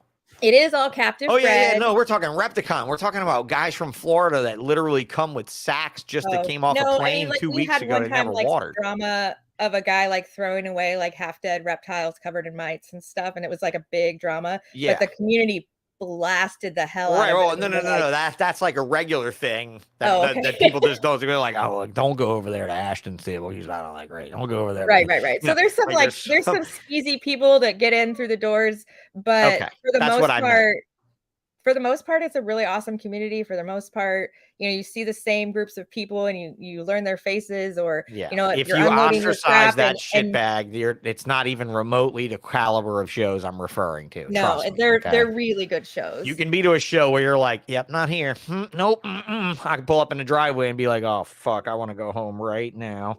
And I've done that several times in the last few years. Oh shit. Big dog in the house. Roof. Hey, buddy. there's What's Antoine. up, player? Antoine, who you Good voting to see for? you. Who you voting for? Don't tell them shit, Antoine. I want you to tease the rat fuck out of every one of these people until they are just clawing. Yeah, no, I have no idea at who he's their voting skin. for. But yeah, our and yeah, market, good to see I mean, Antoine. our show market is pretty good. Hissy fit, dude. My still. boy Doug Knacker. I love you, Knacker. That episode was great, dude. You want to talk about happy wife, happy life? Go watch this guy's episode. Listen to him.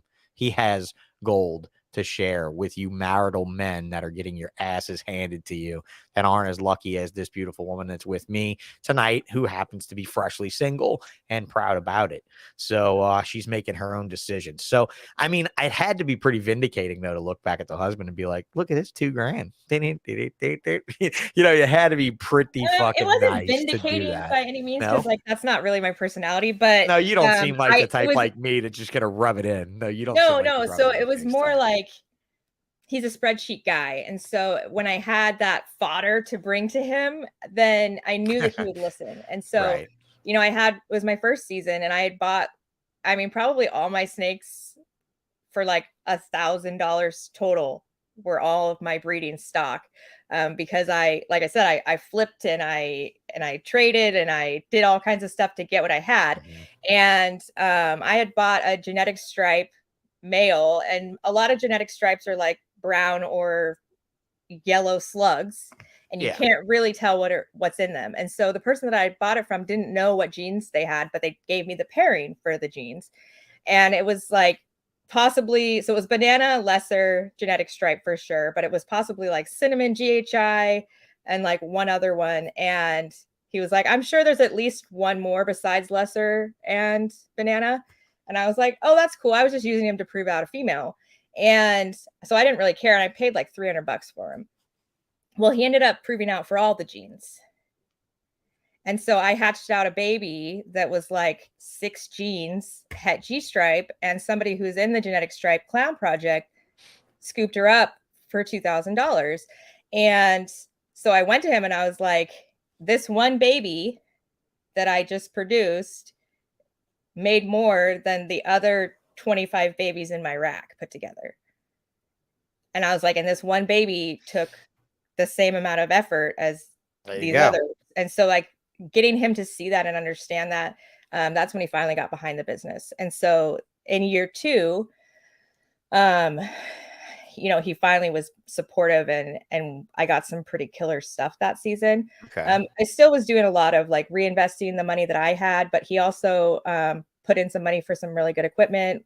We started building the snake shack, you know, and so at that point he was on board, and he wasn't like, you're just this crazy person that's Mm-hmm. you know, on a whim, you know, because I'd had a business before doing the baby wraps and the weaving, and you know, and then we had 3 kids, and so I just didn't have time for it anymore. And so for him, it was like, I'm not investing in something if you're not really going to do it. So how did did it shake out okay? I'm sorry, we can totally not answer this and we can move on, but did it shake out okay with everything in leaving and separating? And how does that work when you divide? Because I think some people might be going through this, especially men have lost, and I don't mean to be sexist in this way and say it about men specifically, because I'm sure many women have lost their asses as well.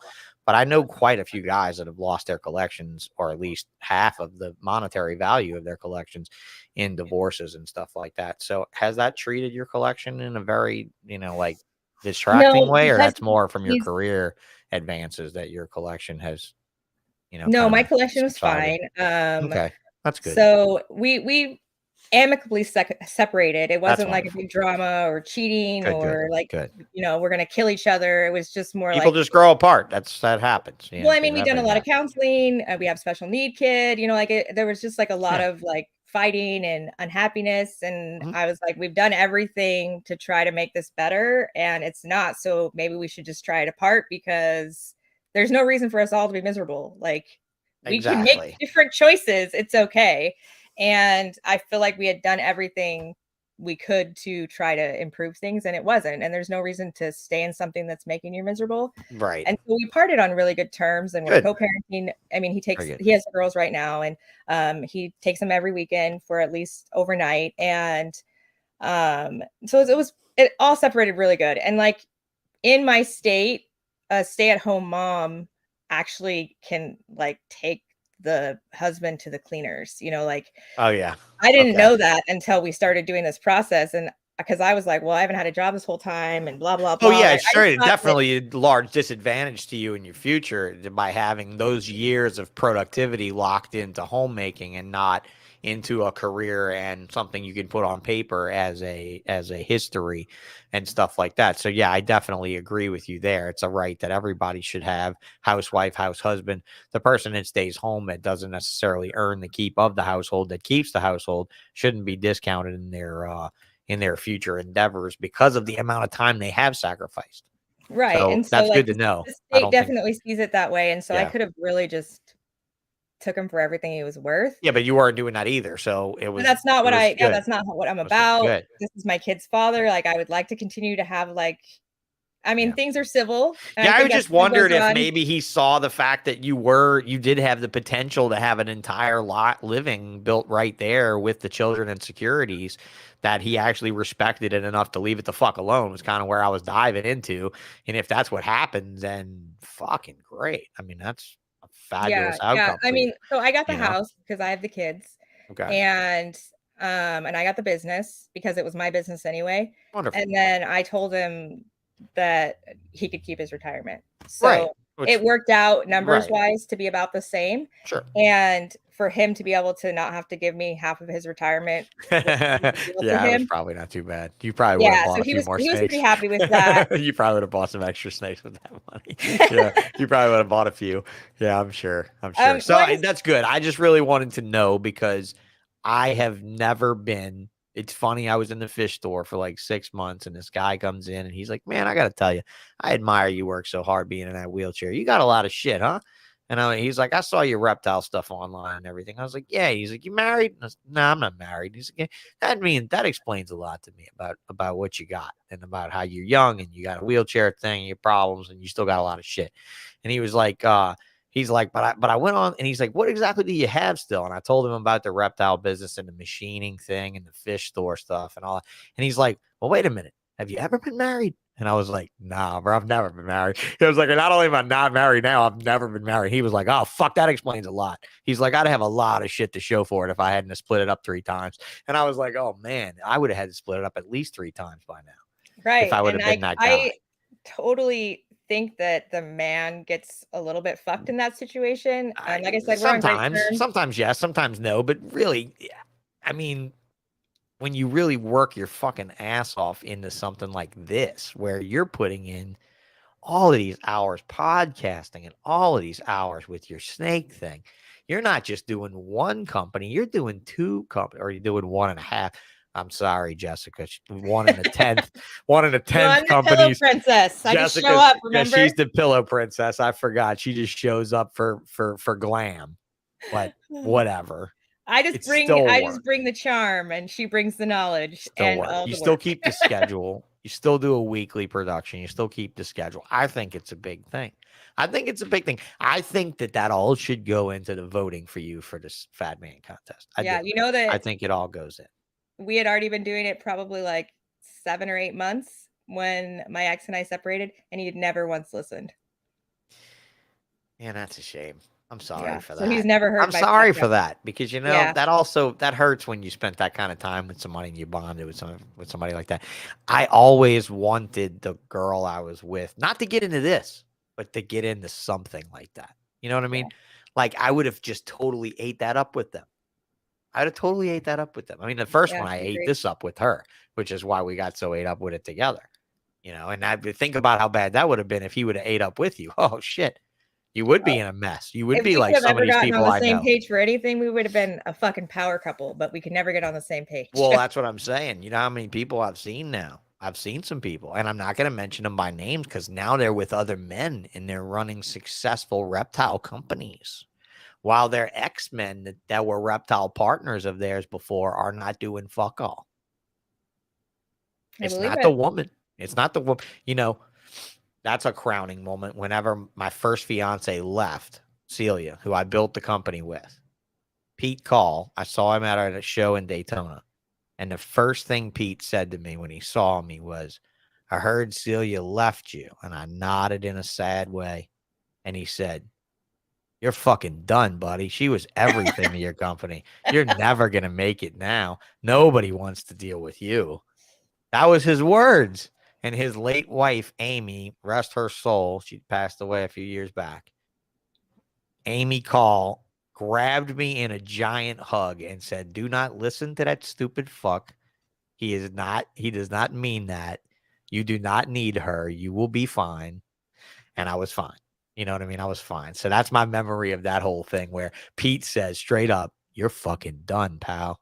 You ain't never going nowhere." Yeah. So I've seen this happen now with a couple of ball python Well, power chicks. I said a couple of times on my podcast early days, guys, if I ever die, send help, because all my ball pythons, like, he doesn't know their value. He doesn't know how to feed them. Oh yeah, like, somebody in the area send getting a help sick because he fucking doesn't deal. know what he has.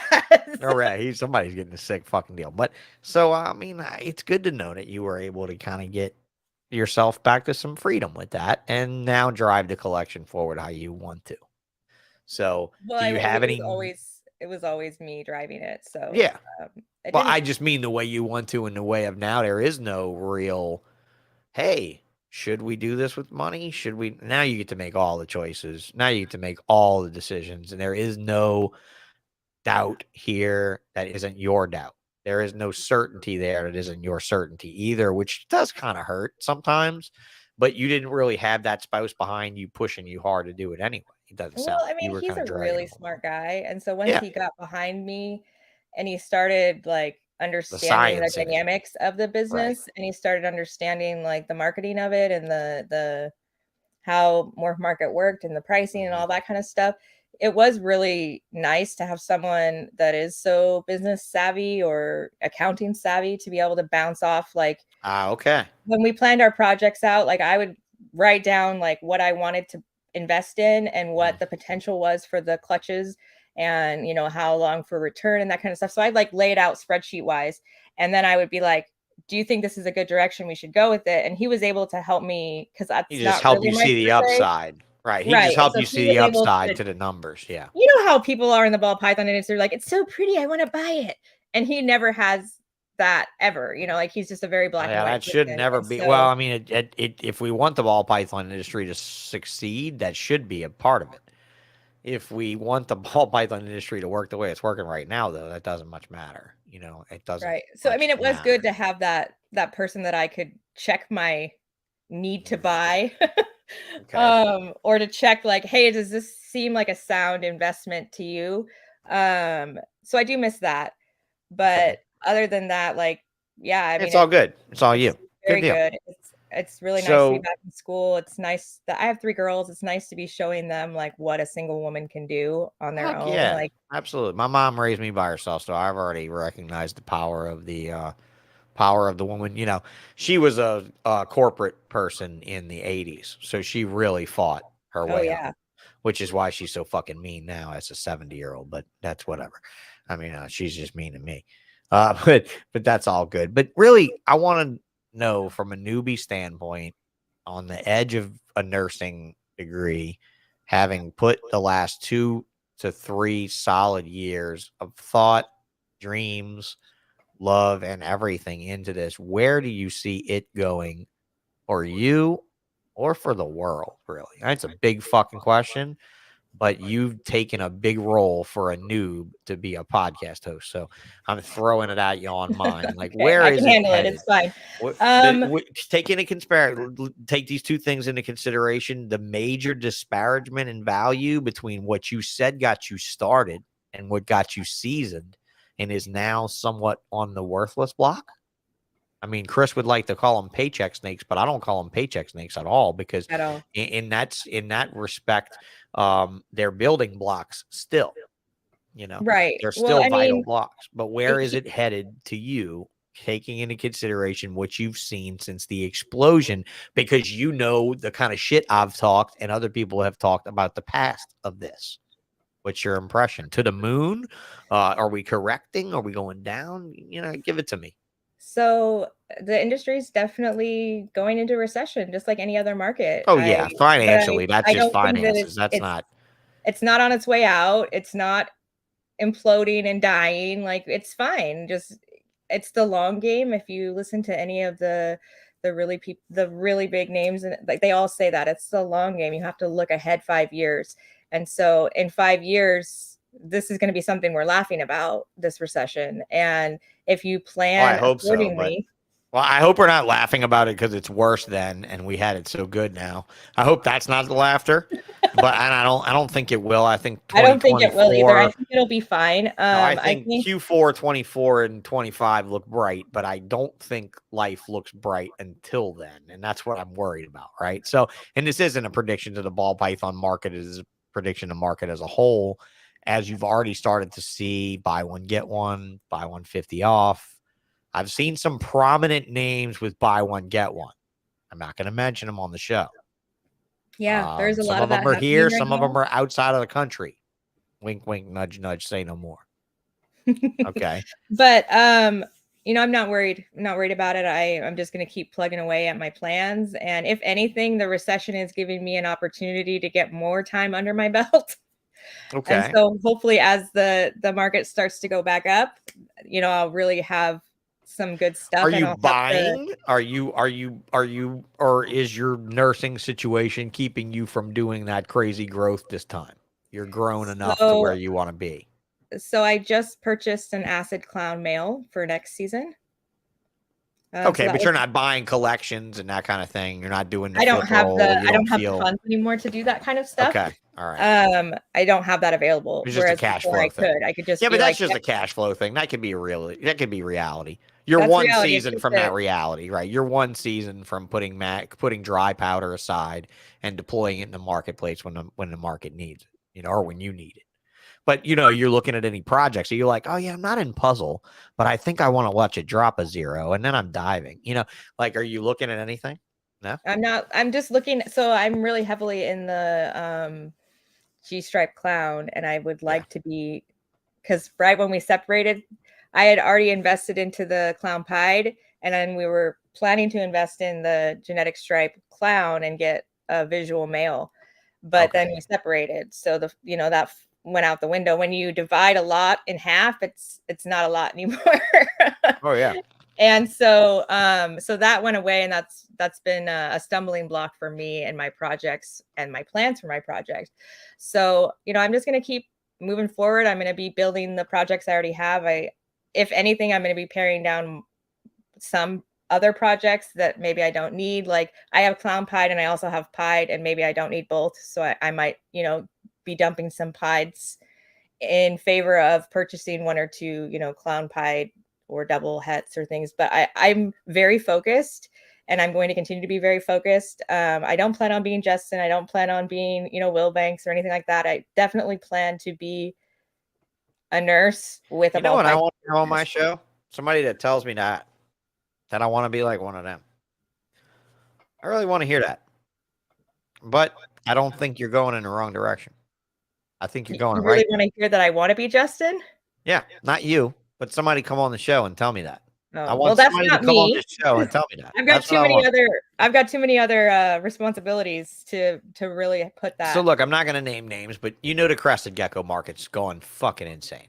Like Yes. it's going insane like the ball python market never did. Like again, if I can compare any reptile to a cryptocurrency growth, it would be that one. And I always bring up crypto because it's as random and scattered and worth as much as this shit. Because remember, reptiles have very little intrinsic value in the public. Yeah, So and abstract. Bitcoin has a higher value in the public than a reptile of equal Bitcoin value. I can tell you right now. And that's it. So, but I will compare its volatility. I will compare its emotion attachment. I will compare everything about it because it is the craziest. I've even posted it on the Ballsh Instagram page before I even started this show. I compared crypto and growth this time last year when it was on fire, to the ball python industry. But the crested gecko industry has just went aflame. I'm not lying to you, Jana. I was looking at a gecko 3 days ago that was $20,000 and it sold. And the guy put up another one for $40,000 yesterday. They're doing it right. I feel like they're what they did since Black Friday. Axanthic crested geckos have gone up every single time they fucking Every single time it sells out, they come out with it at the next one that they put up for double the price. Azanthics went all the way up to almost 20 grand last Friday. Well, see, in the ball python, I mean, you have 50,000 ball pythons on Morph Market. We're doing the market no favors, but with the crested gecko market, they have been very intentional. And their name escapes me, but there's this couple. They've been on a bunch of podcasts and really intelligent business wise, and they do like a weekly release of or a monthly release of their crested geckos. Right. And they never list like more than one of the same genetic combination. And so they're creating. They keep it rare. They're creating need. They're creating demand. They're keeping it rare. Okay. Will and Audra from Flawless. Yeah. From Flawless. Yes. From Flawless. Yes. So, I mean, I would love to have them on our podcast too, to talk business, because we're doing it wrong. And crested geckos are doing it right. Well, I mean, and look, Rich Eiley did it with salmon boas. Salmon hypo boas for 20 years were available on salmonboa.com, and he would put up like 20 salmons and 5 or 10 super salmons, and that was it. And if you bought one from that lot and the next lot came out and there was a prettier, finer one there, that's it. But you know what? Back to it. I told that Brian Colwitz story the other day. I'll tell it again. When spiders were 15 grand, a guy went over to Nerd and said, I'd like to look at your male spiders. How many you got? And he had like a dozen of them there, but he only had 3 of them up top. And Kevin from Nerd straight looked at Brian and said, buy one of the 3, dude. Buy one of the 3. And he was like, wait, I want to see the other ones. They're right behind the table. They're right there. Kevin said, if you don't buy one of these 3, you don't fucking buy one. And he didn't buy one. He went and bought one from Barchak for 50 grand, and that's what happens though. In the ball python world, if you're okay, Kevin, if you're not going to sell it to me, bro, I'm just going to go down the road and find somebody who will. I had a guy once at a show that told me he wouldn't sell me a certain pied because he didn't want me to have it. I literally gave money to a kid in the aisle of the show and went and bought the fucking snake. Kid went and bought the snake. So there it is. I mean, when you want to step in the way of progress, right? But I mean, some of these people tried to do this. Janna, that's how the Palmetto corn snake Morph was marketed. They didn't sell males until the first females were ready to breed. Yeah, the stranger gene came out. The stranger gene, they did that with. Well, they did do it. They didn't try to do it. They did it. They did it, yeah. But it lasted until what? Until they released one male. And after that, fuck, it's all slip and slide now. And Stranger, when I exited the market, Stranger was one of the harder things to get your hands on. Stranger, acid, confusion, all that shit. Yeah, I don't know if the Stranger price point's going to survive this recession. I think it's going to knock it down quite a bit. I think you're going to see actually zeros drop off of your entire industry, I think, but that's just me. Yeah. I mean, that's just me. I posted today, and let me read George Beckett's comment. How does everyone think there's a recession? Sure, everything's going to go through the roof as far as prices, but I don't know anyone who doesn't want a job that wants one, especially when. Finish the thought, George, so I can keep reading it. But yeah, the recession thing makes people kind of feel funny, because when the business dries up and you're still feeding things, that's the thing. Have you experienced any drought? I've experienced drought in the corn snake world because I'm at the lower end of the hobby, right? So I started to experience the drought sooner, but I really want to get this done and get it out of the way, and then we can wrap up our night. But the drought, when water is so available, you know what I'm saying? The drought of cash is scary to this whole world to me. And I think that you're right. I think you need to learn from people, and you need to dial back your production, enhance your quality, maybe reduce the number of snakes you put up for sale. There's a few different tactics here that she's mentioned, especially highlighting the gecko people doing it in waves. That's how toys are released. Absolutely. You'd never buy a toy if it wasn't released in a way. You'd never be able to buy one because no toy company would make more than 12 toys. Why do you think that when a movie comes out, you can only find certain numbers of the main characters in stores? because they release waves of them and they don't include the main people in all of the waves. They include all the subsidiary characters. Yeah, they and all of the create their bullshit. own supply and demand. Yeah, they do. And now we had a conversation about this with Brian Potter. I'm sure you know that name, NARBC. Brian Potter, one of the owners of NARBC. He started collecting high-end sports memorabilia same way. The sports companies and the comic book companies have started to make their own rare shit. Not make it rare like, oh, did you see this error card I got in a pack that's got a missing corner?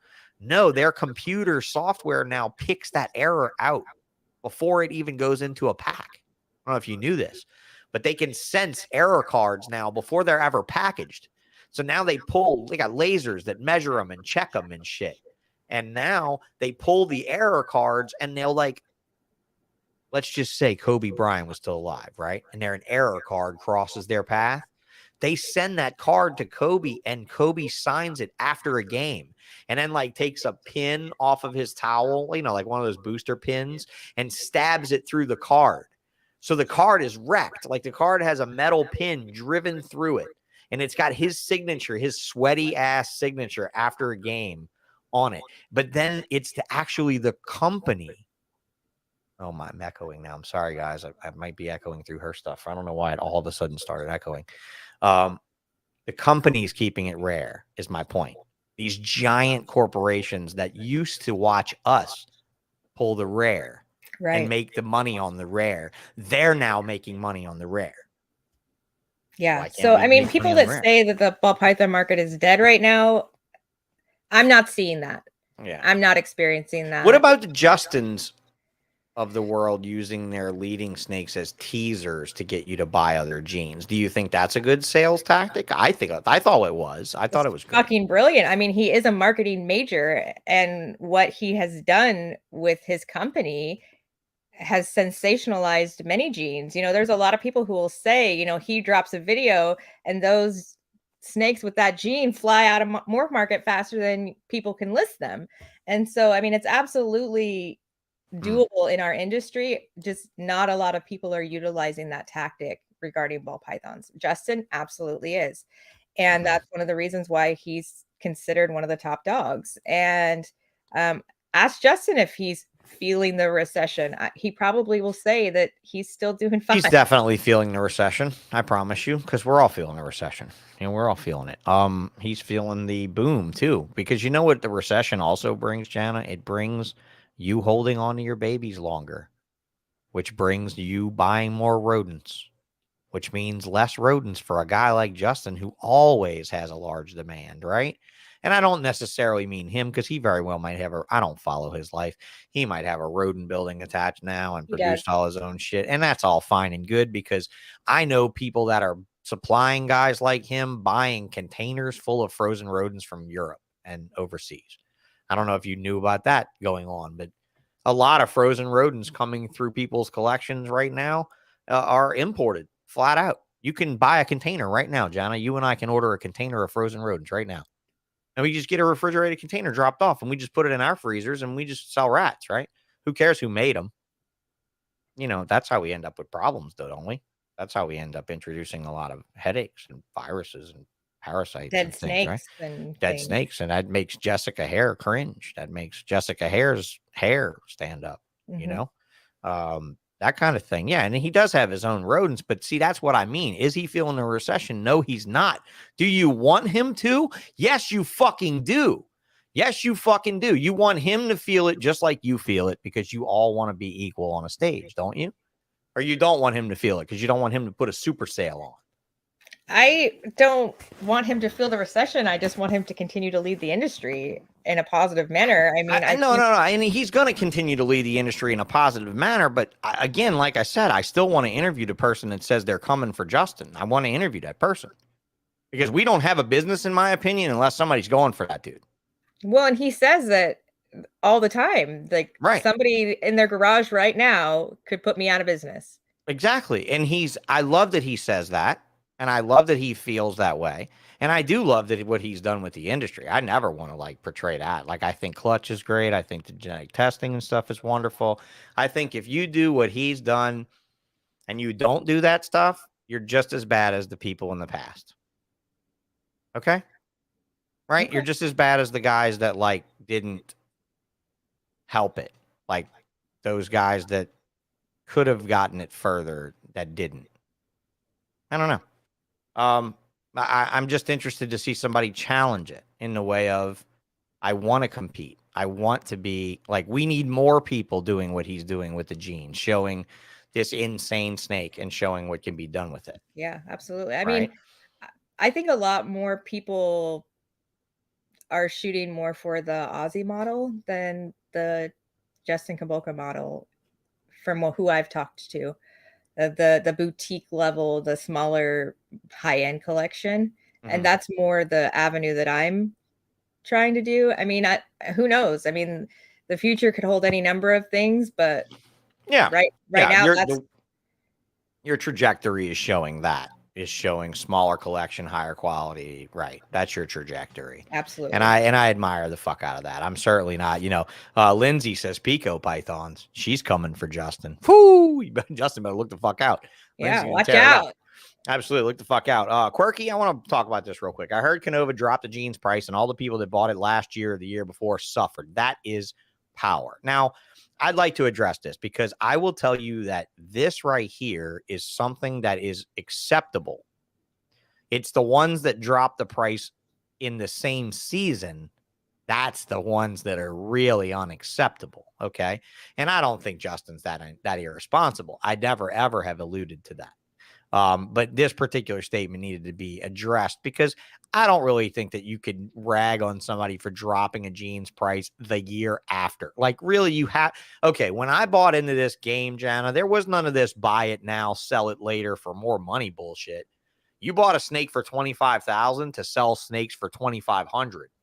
You didn't buy a snake for 25,000 to sell snakes for fucking 75,000. There is no economic foundation for that in this industry. There is none. You know what that is? That's outside money coming into our hobby and dumping it in it, right? And you've seen it in your short time, right? You've been to shows and seen some motherfuckers come out and swing and be like, swing a bat. And you're like, God, I wish I could swing that bat. And you know what you could also say? You could do some Wolf of Wall Street, huh? I bet you could, Jana. You could pull the Wolf of Wall Street. You know my favorite term, and my favorite quote in Wolf of Wall Street says, "Hey boys, let's take their money because we can spend it better than they can." That's him. Hey, if That was anybody him. wants That to was throw their Jordan money at Belfort. me, I'm was game. Jordan Belfort said, "Let's go, guys. Let's take their money because we can spend it better than they can." And I think when you see somebody come into market like a Gabriel Murphy back in the day, or even a Miguel Garcia, he fucking swung for the fences. But you he know also what? had a He reached the really good fences. foundation of business. Like, he understood it. He understood it. He was ready to be forward in his camera life. You were ready to be forward with your microphone. How many newbies picked up that fucking mic? A lot. Oh, come on. How many? Okay, let me rephrase. How many There of is those about newbies? 10 million podcasts.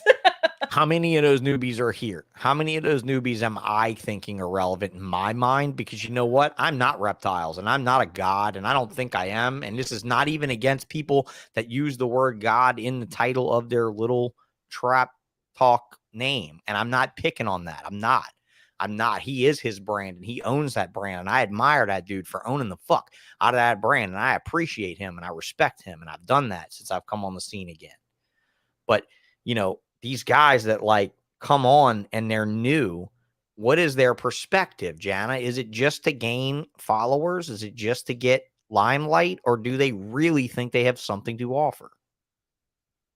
I think you have something to offer. That they have things to offer. A lot of them also are trying to accomplish the formula, step A, step B, step C, like get your brand, get your stickers, get your YouTube channel, get your Instagram. I didn't want to bring Hardwick back into the conversation because he is kind of a shitbag, but get your couple of baller mails, there's a formula obviously at the beginning of COVID that a lot of people were trying to copy and follow, and they thought that meant that they would be successful. Does that mean anybody's listening to them? No. But I mean, I have 325 subscribers on my podcast. So are a lot of people listening to me? No, they're not. And so, I mean, to say that, I mean, maybe eventually I I will be having people hear me with my I think microphone. you're heard. I think you're heard. If we're talking about white men can't jump and you can listen to Jimmy and you can't hear Jimmy, I think you can hear Jana. I think Jana's got something to hear. And I really do think that's a valuable thing. And I mean that because I don't think anybody really cares listening this far in this podcast. So, at this point, I'm not even losing any real fans by giving you so much fucking credit and saying that for the COVID baby that you are, I give you a ton of credit. But I will tell you this. You are slightly validated by your friend.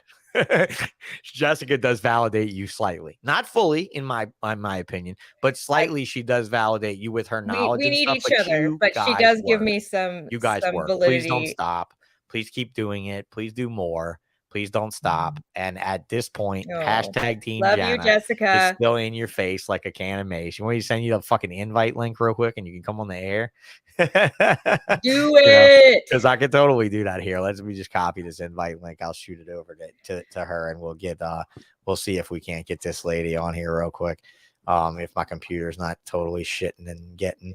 I can send it to her too if you want. Oh yeah, you can. Here, I got it. It's gonna be on the Holdback Rack Podcast page, and I'll go ahead and fire it over. Since we are just having a good time, and I'm at home, I don't have to drive home tonight. I wish I had to drive. I am home. kid-free. I wish I had to drive home tonight. Right? I do wish I had to drive home tonight. I'm sure you do. I'll be totally honest with you though, because of this bullshit, Jana. I ordered another microphone today and a green screen. And this is a Brio. So, and all I got to do is order a couple of lights. And I'm just going to set this desk up exactly the same. So when this happens, I don't have any bullshit. And I don't have to use this virtual green screen, even though it's pretty impressive, right? That's doing a good job. I'm in a dark room, guys. Like, it's really wild that I'm in this dark ass room. Jessica, did you get the invite on your go to the Holdback Rack Podcast on Instagram? I sent you an invite. She just ran away. She probably did. She probably just fucking said, "Oh, my computer died." Like, peace out, bitch. Yeah, my computer died. But yeah, it's really wild how good this fucking thing works, man. It's crazy. Look at this room behind me. Look at this mess. You see this mess? That's not too bad. It's not terrible, but it's definitely, like I said, 3D printers and crap's distracting. It's probably more professional than this stupid thing, but I'm gonna leave it. Definitely not gonna turn my camera around.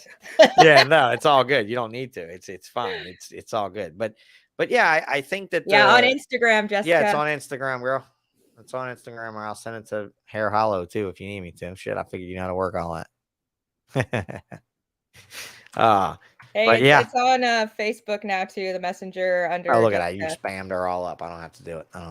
So I'm gonna pull this up. I'm gonna pull up the second screen. She's got a Morph Market page, guys. Morphmarket.com/stores/ASM Royal Tales. And I gotta be honest with you, when I first heard the name ASM Royal Tales, I know you got Royal in the title, but I really thought you were a red tail chick at first because of it.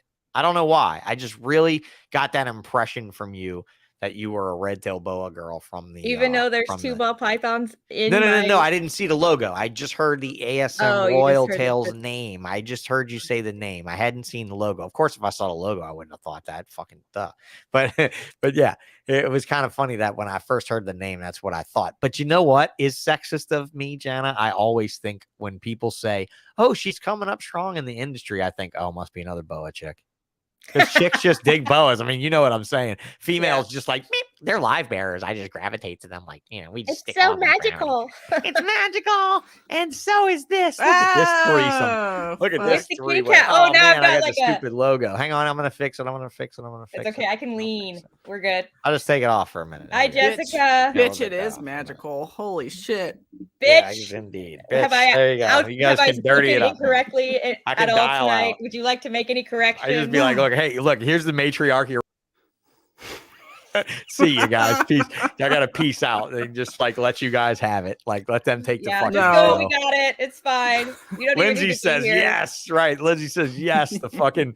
But yeah, the total pussification of the bullshit podcast here. Oh hell yeah! Yeah, we're gonna get you on and destroy you in some way on our. Honestly, I think you guys are more men than I've ever been. To be honest, you guys have it. You guys have like fucking. You got the curl. You guys got the curl, and I honestly the staying power too. I mean, it really. It's like the Viagra podcast. If I don't show up, she's gonna come murder me in my sleep.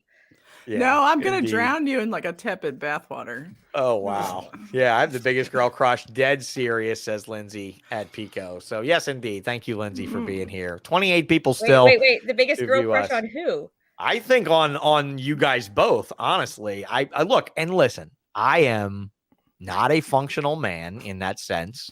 So I am very masculine lesbian in my interpretation of life.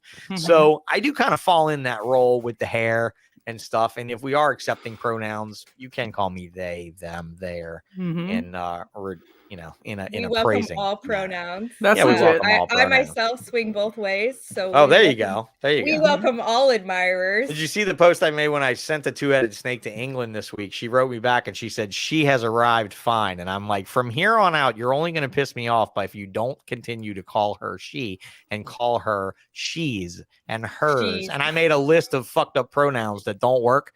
And I said that these pronouns are as warped as this two-headed snake is. These pronouns warp reality as much as this two-headed snake because they weren't real words, right? Like she's and hers and thems and things like that. Because that was honestly, I have to tell you, ladies, I cried Saturday when that thing drove away. I fucking cried. Grabbed my daughter and hugged her, and I said, the absolute best experience of my reptile career just drove the fuck away. That sucks. I had to. Yeah. Well, I mean, I had the zeros in the bank account. So that's good, right? That doesn't suck. That doesn't suck. And I'll tell you, ladies, right now that I did learn that from Tom Crutchfield. That is my number one. It's not the keeper is then the kept. Show the keepers how to keep better kept and whatever the fuck he says now. It is straight up this. Sean, money in the bank is worth more than a dead snake in a tank. And I was like, okay. That was when I sold an ivory white hognose for $7,000. That was the only thing like it in the world, but it wasn't a Western. If it was a Western, I would have got 150, 200 grand for it.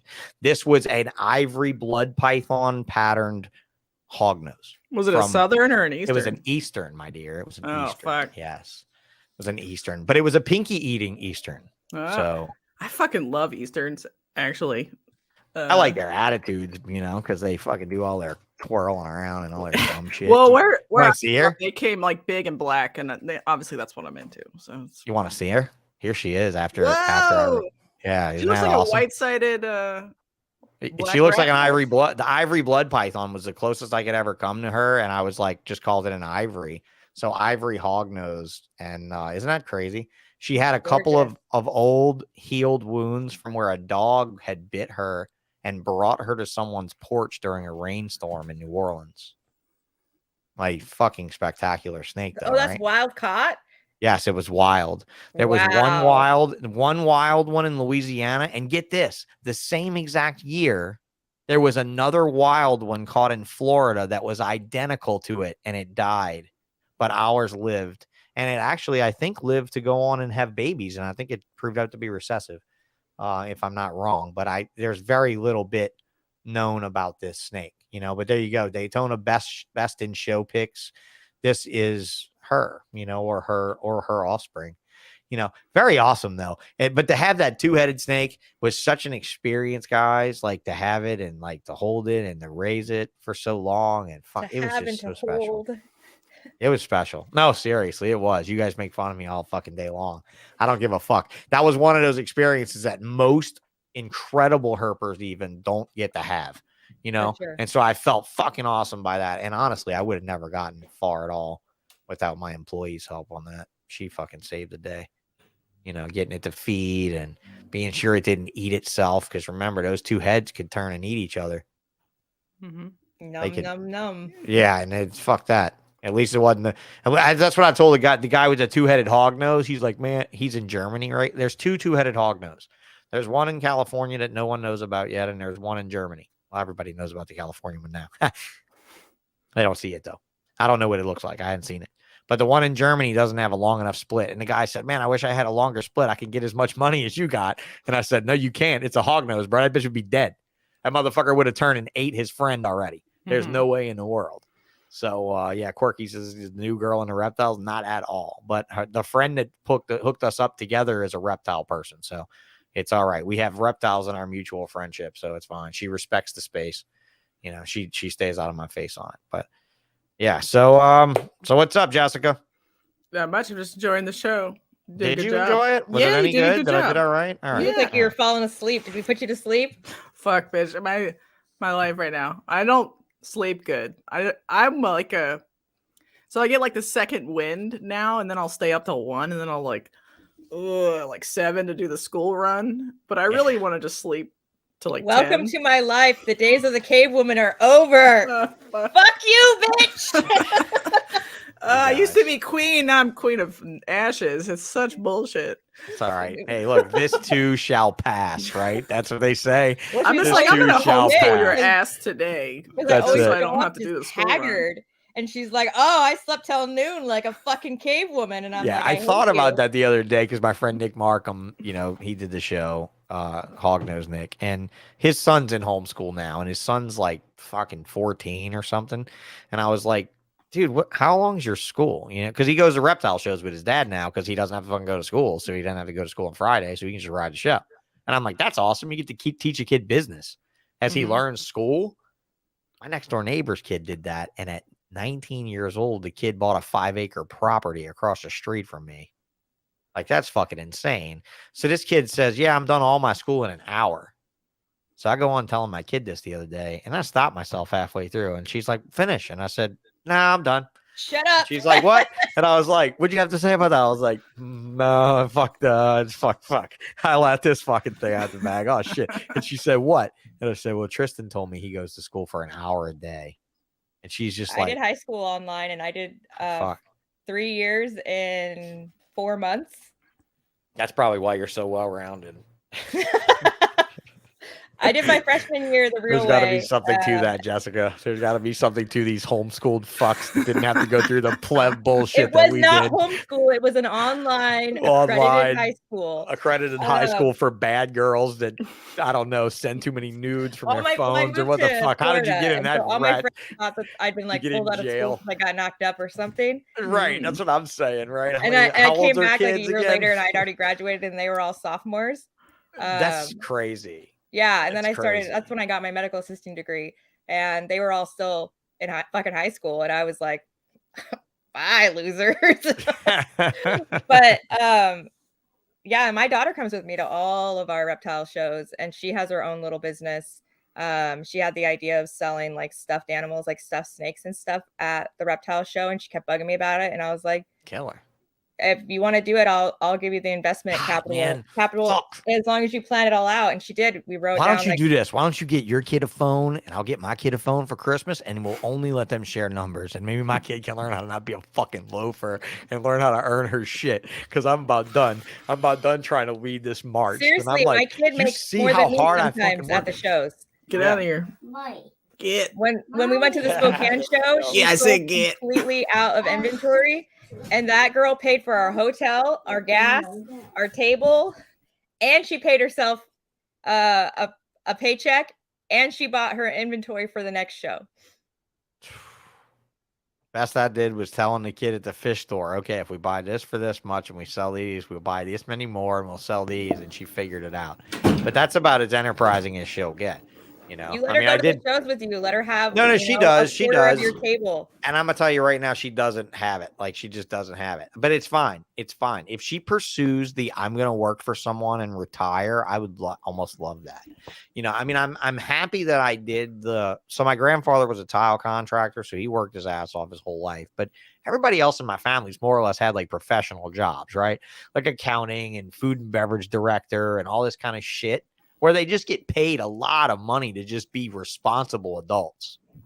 So they're in very good employment status right now, right? I mean, if you're a fucking responsible 50-something-year-old adult and you can't get a job right now, you did a lot of really fucked up things to your appearance. You must look like Matt on Facebook with the fucking face tattoos and shit. You look like you got a fucking swastika tattooed on your forehead. I mean, really, in today's world of professional work, like you said about nursing, Jana, they're fucking paying. They're giving you bonuses just to even think about show up, just to show up, just to come through the door.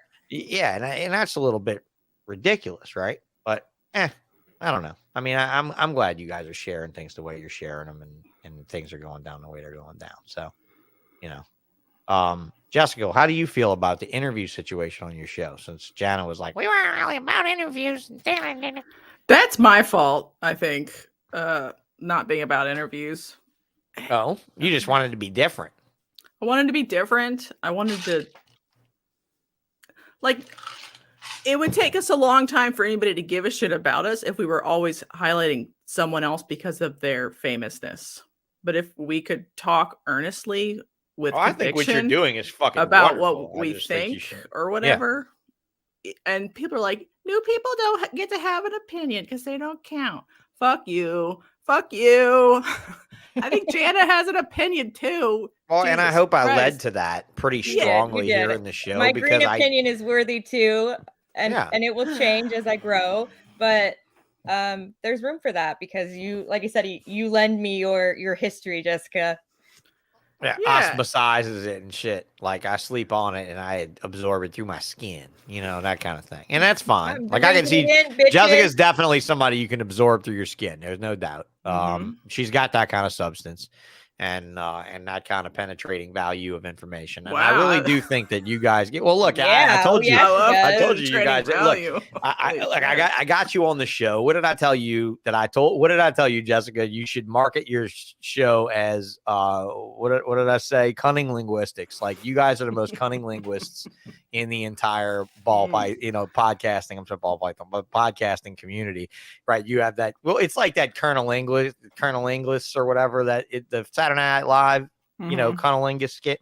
Same thing, right? But I mean, you're cunning linguists. You guys play off of each other's words and shit. You have good wordplay. So yeah, I definitely will say penetrating value of information to you. There's no doubt in my mind that you guys have it because you have the female point of view. I am first in line for that penetrating logic, Jessica. You should make that t-shirt. That's the first t-shirt is penetrating logic.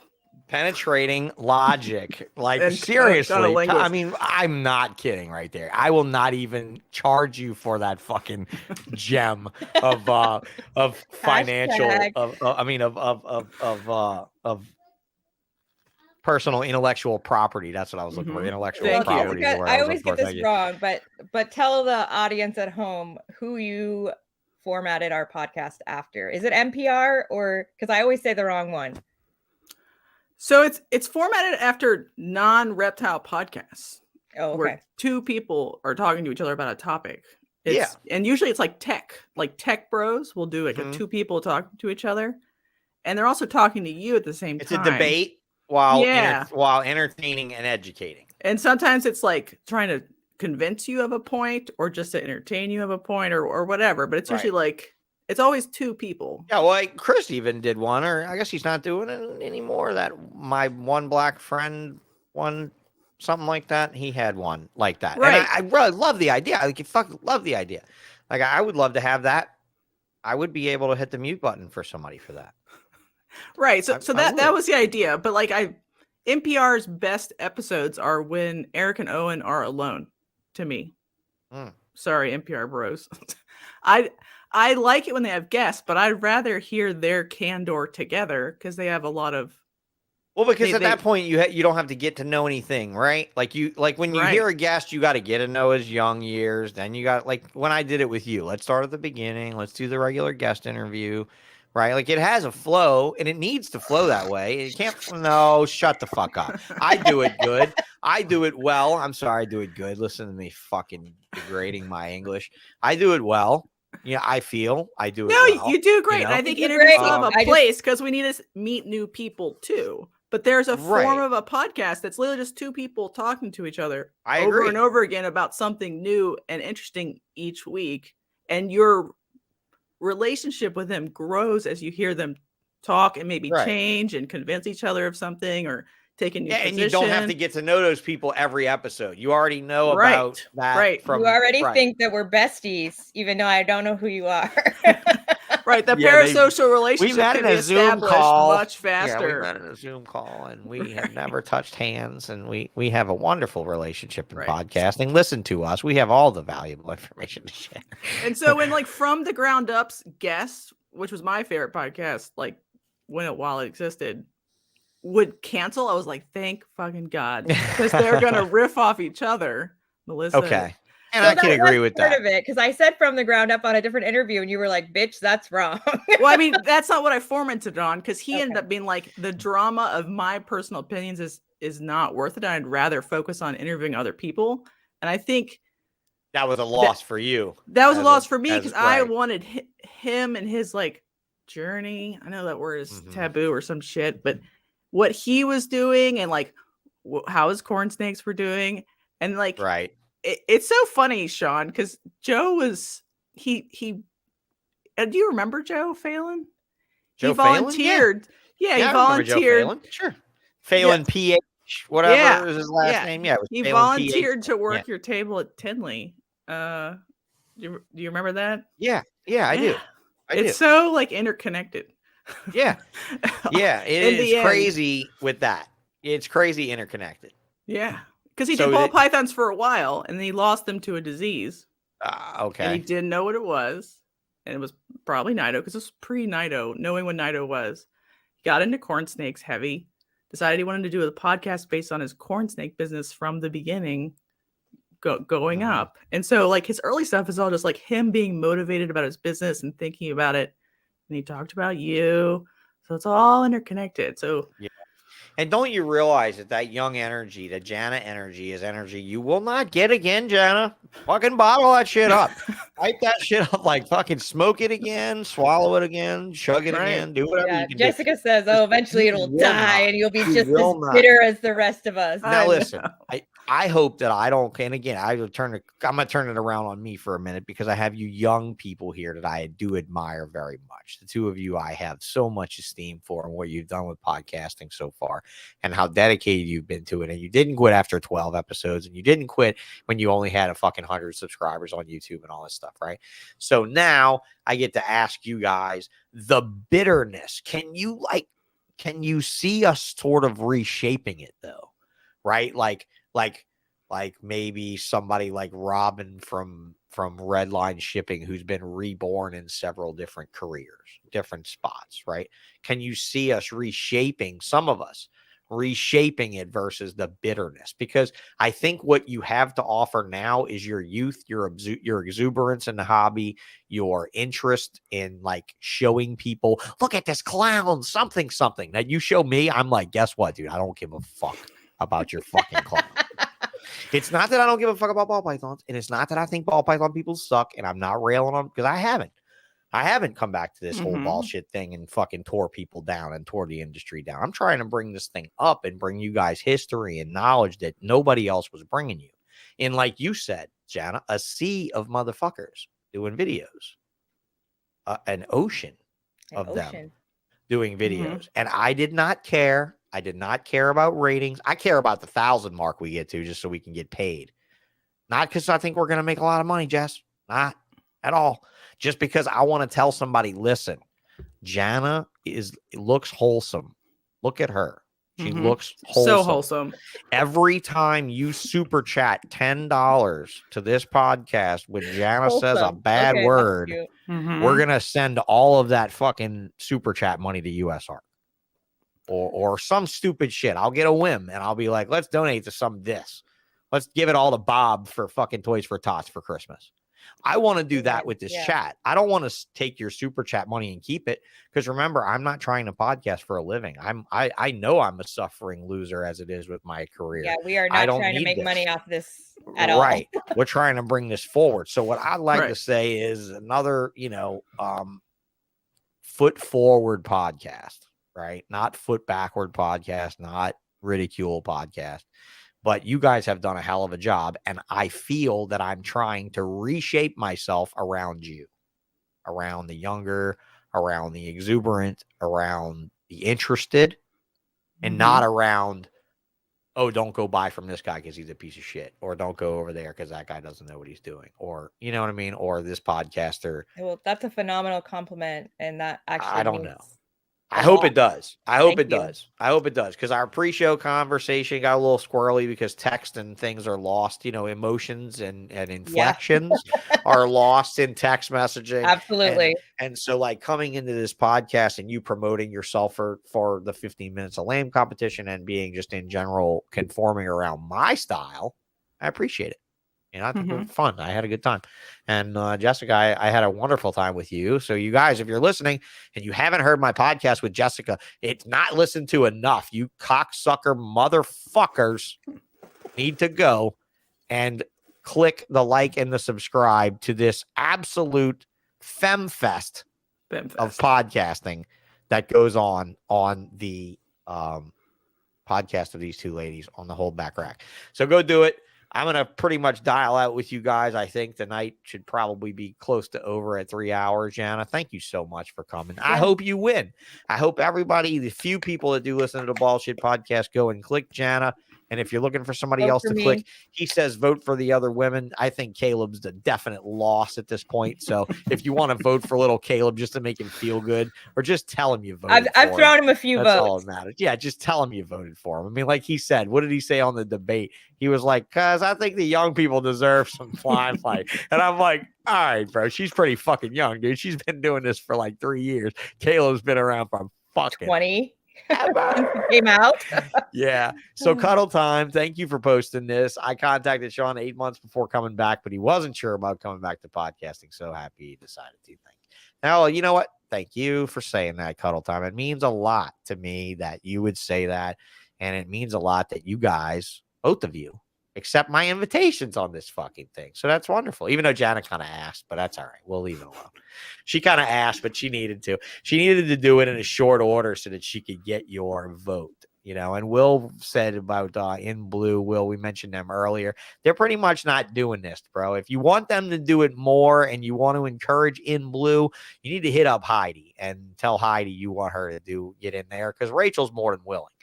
Rachel's more than willing, but Heidi's got a lot on her plate. And, you know, it's really disheartening to start this. I don't understand how these two ladies have continued as long as they did with the lower numbers, other than the fact that they love what they do and they're doing it for you. They're not doing it for them. That's not true. Well, you know, but the podcast, you're doing it for them. You're not doing it for you. We are You're going to not. have these conversations with or without an audience. And so we were going to record it. For Okay. All right. I see what you're, I see your point. Up. I see your point. Your point is we're going to debate regardless. So why not just have flies on the wall? And that's understandable. But you know what I meant when I said that. You know exactly what I meant. We love the people who are listening. We love that it's grown organically. I would love it to grow more. I don't know about Jessica. The more we grow, the more drama seems to sprout out. Pillow Princess #1 says, yeah, mommy can carry the load, but hey, mommy, I want that too. Hey, I want that too.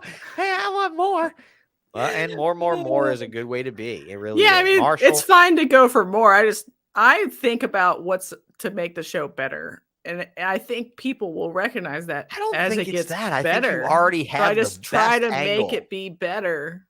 Well, I want to write better notes and do better research and have better jokes and build in better multimedia jokes.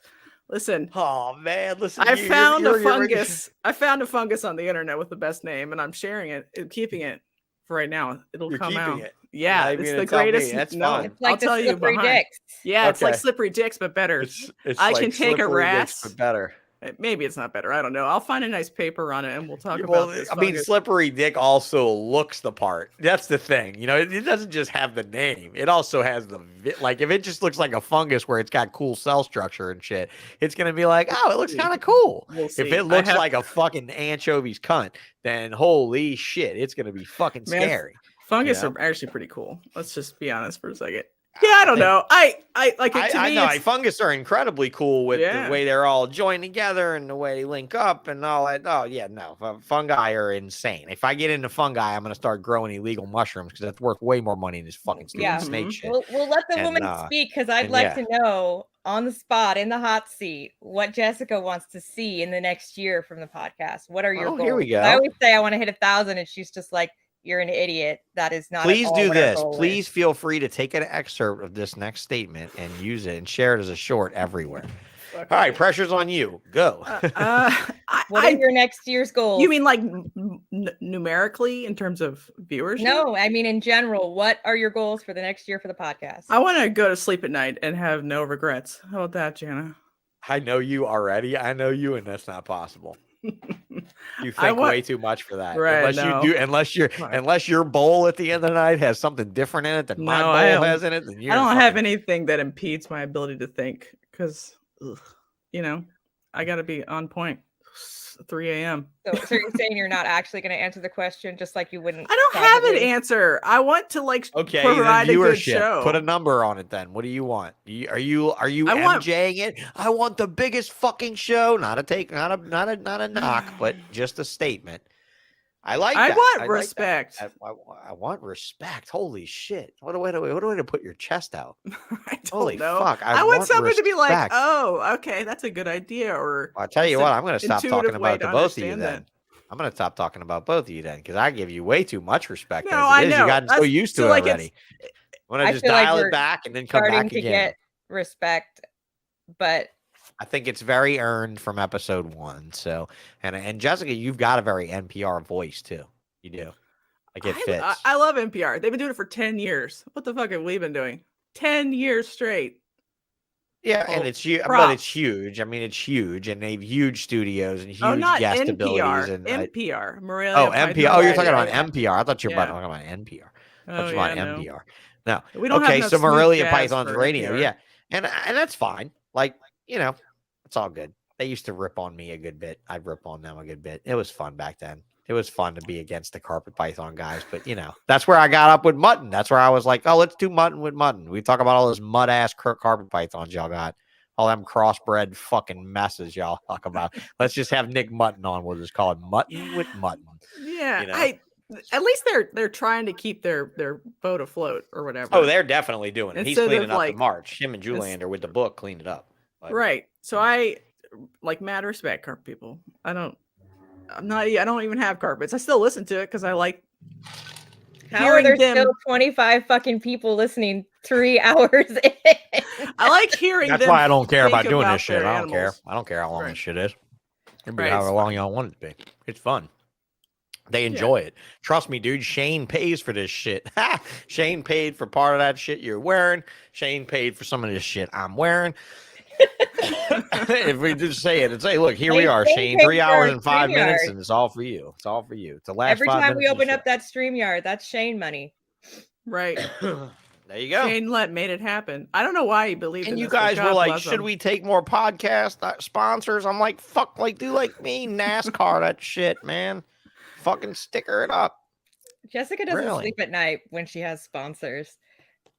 Yeah, I don't know if you want to reveal this live on the internet, but do you like ever worry about like, you know, your Me? sponsors interfering, with your podcast or like way changing of your what? opinion or I don't know. I Just do like, not give a fuck about my sponsors' Okay. opinions at all. That's Thank good. you. This is what I tell do- her. And she's like, do I don't. not care don't about get their it. opinions. I do not, I'll even say, look, 3 hours and 6 minutes in, I'll even go on this much of a run. no, Okay? you don't have to. If you don't No, want to. no, I'm just not going to hurt my feelings because I Okay. was in the wrong and I can ultimately blame myself. So if I can't, I'm not throwing anger in his direction. But one of the major separations between Reptile and Ballsh was when I tore on Barchak. Because he was like, bro, Barchak's got a lot of fucking fans. Barchak Mhm. does a lot for the hot, because he was just doing snake bites then. He wasn't doing the Reptarium outreach. He wasn't nearly as outreached as he is now. He was very profit oriented with his videos and stuff then. Not that he's not now, but he's very much so now. But you know what I mean? It looked greedy then. So I attacked it as such. And whenever Brian and I hugged it out in Tinley, which was a very brief piece. I mean, that piece lasted like a day. You know, when we hugged it out and somebody took a picture of it, it was, we were both put on the spot. When you see that picture of me sitting there and Brian hugs me, we were put on the spot. And you know who took that picture was another fucking podcaster. Was Josh Beatty. Josh Beatty took that fucking picture because he's like, oh man, he couldn't get his camera out fast enough when he saw Barchak standing next to me and was like, are y'all going to make up? And I was just like, dude, I don't have a problem with him. I have a problem with action, not with that person. Right. So ultimately, when I went on that march, it separated me from Reptile. Now, Reptile was already on the way up. I will honestly say here and now, you can serve me with a paper if you want to. I don't have my hand out. JT gave me a iPad that he traveled around the world with. Granted, the screen was cracked, but I don't say that by in disingenuous ways. Okay. I appreciate what he did by giving me the iPad, and I valued the iPad because it had traveled all over the Middle East in war zones and shit. And I felt good using that iPad. But every single bit of promotion that I ever did for Rep the Chip, which was most people in the country will say they heard it first on my podcast. And this is why I say you serve me with paper if you want to. I was one of the first people that made it a major name around the country. Then, of course, Snakes and the Fat Man helped too. Right now, all these other people help too. And at that point, that's the only time I can tell you in my history of having sponsors that I had an issue with a sponsor because of my view. And you know what? He was right for doing what he did. I got to say that. Like, really, he was right for backing all way. He was right for dialing out. Because at that point, I'm not saying he did it after his business was already flying. He did it after his business was already flying. So he didn't really need me anymore. But he did it more as self-preservation. He didn't do it as an anger tactic to me or to take money from my pocket. And I know all that now. The problem is here, guys, is that JT and I have absolutely no conversation at all about it. And that's what sucks. I think it's terrible. I would like to talk to him. I'd like to hash it out. I'd like to say, bro, you know what? I was to blame for all of that shit.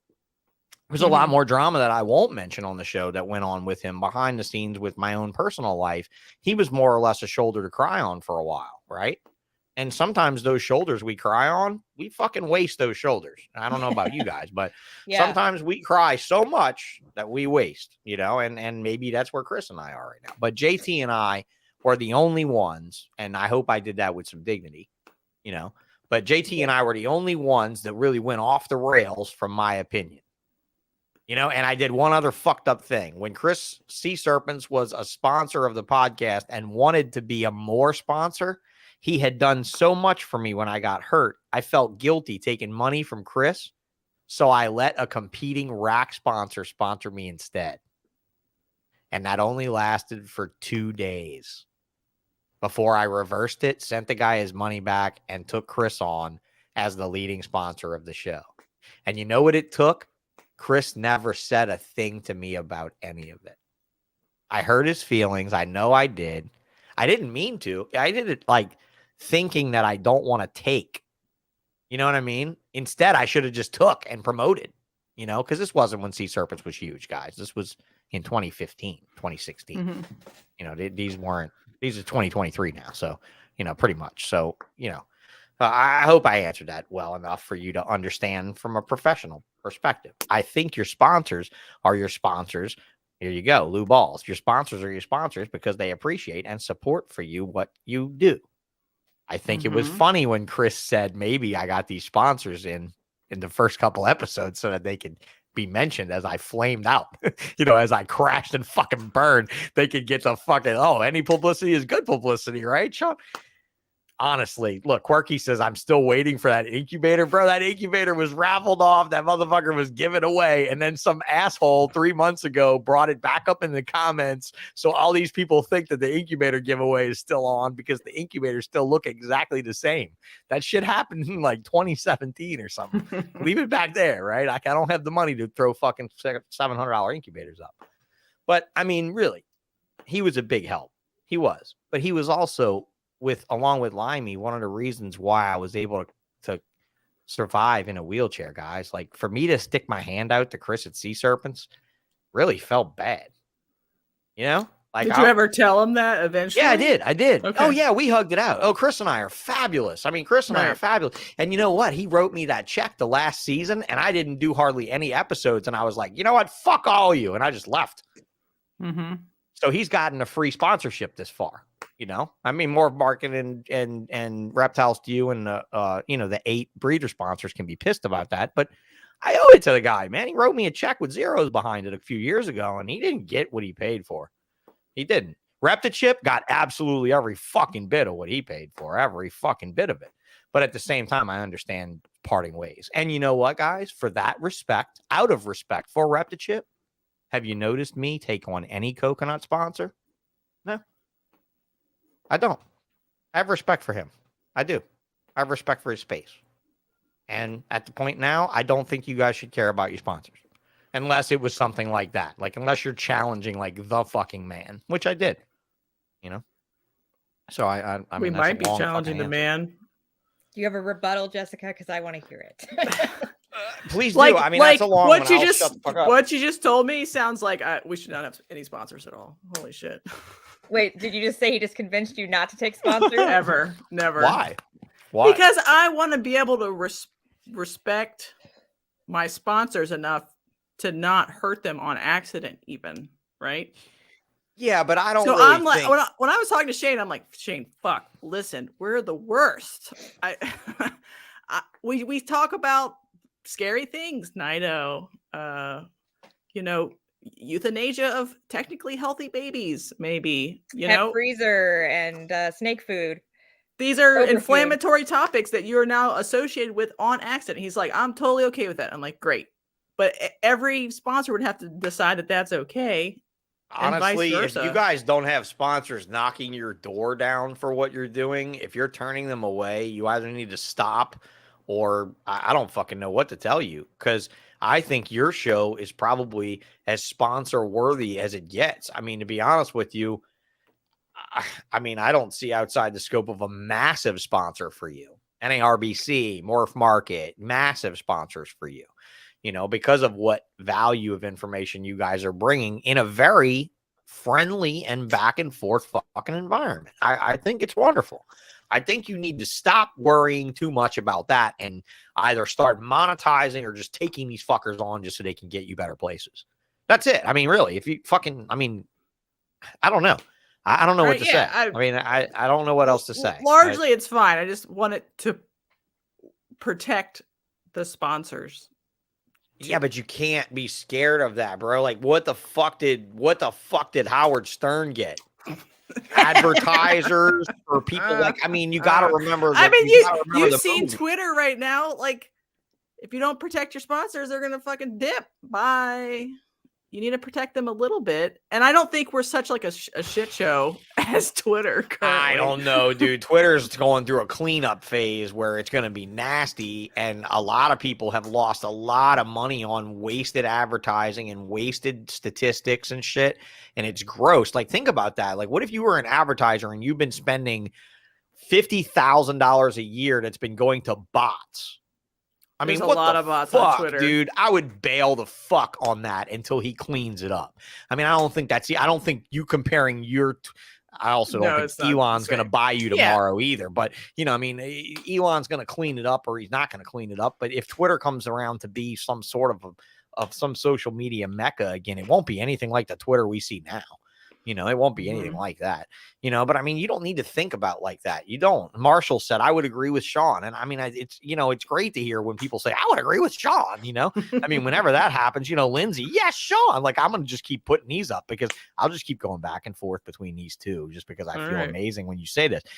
I don't get enough praise. I really don't. I get plenty of private praise, but not during the show. You have a great podcast, Sean. But look at Howard Stern. Fuck you, Jessica. You have a better podcast, Jessica. No, but look at Howard Stern. Hey, I didn't even say that thinking that, but you're absolutely right. Rich Zikowski on for me. Rich who?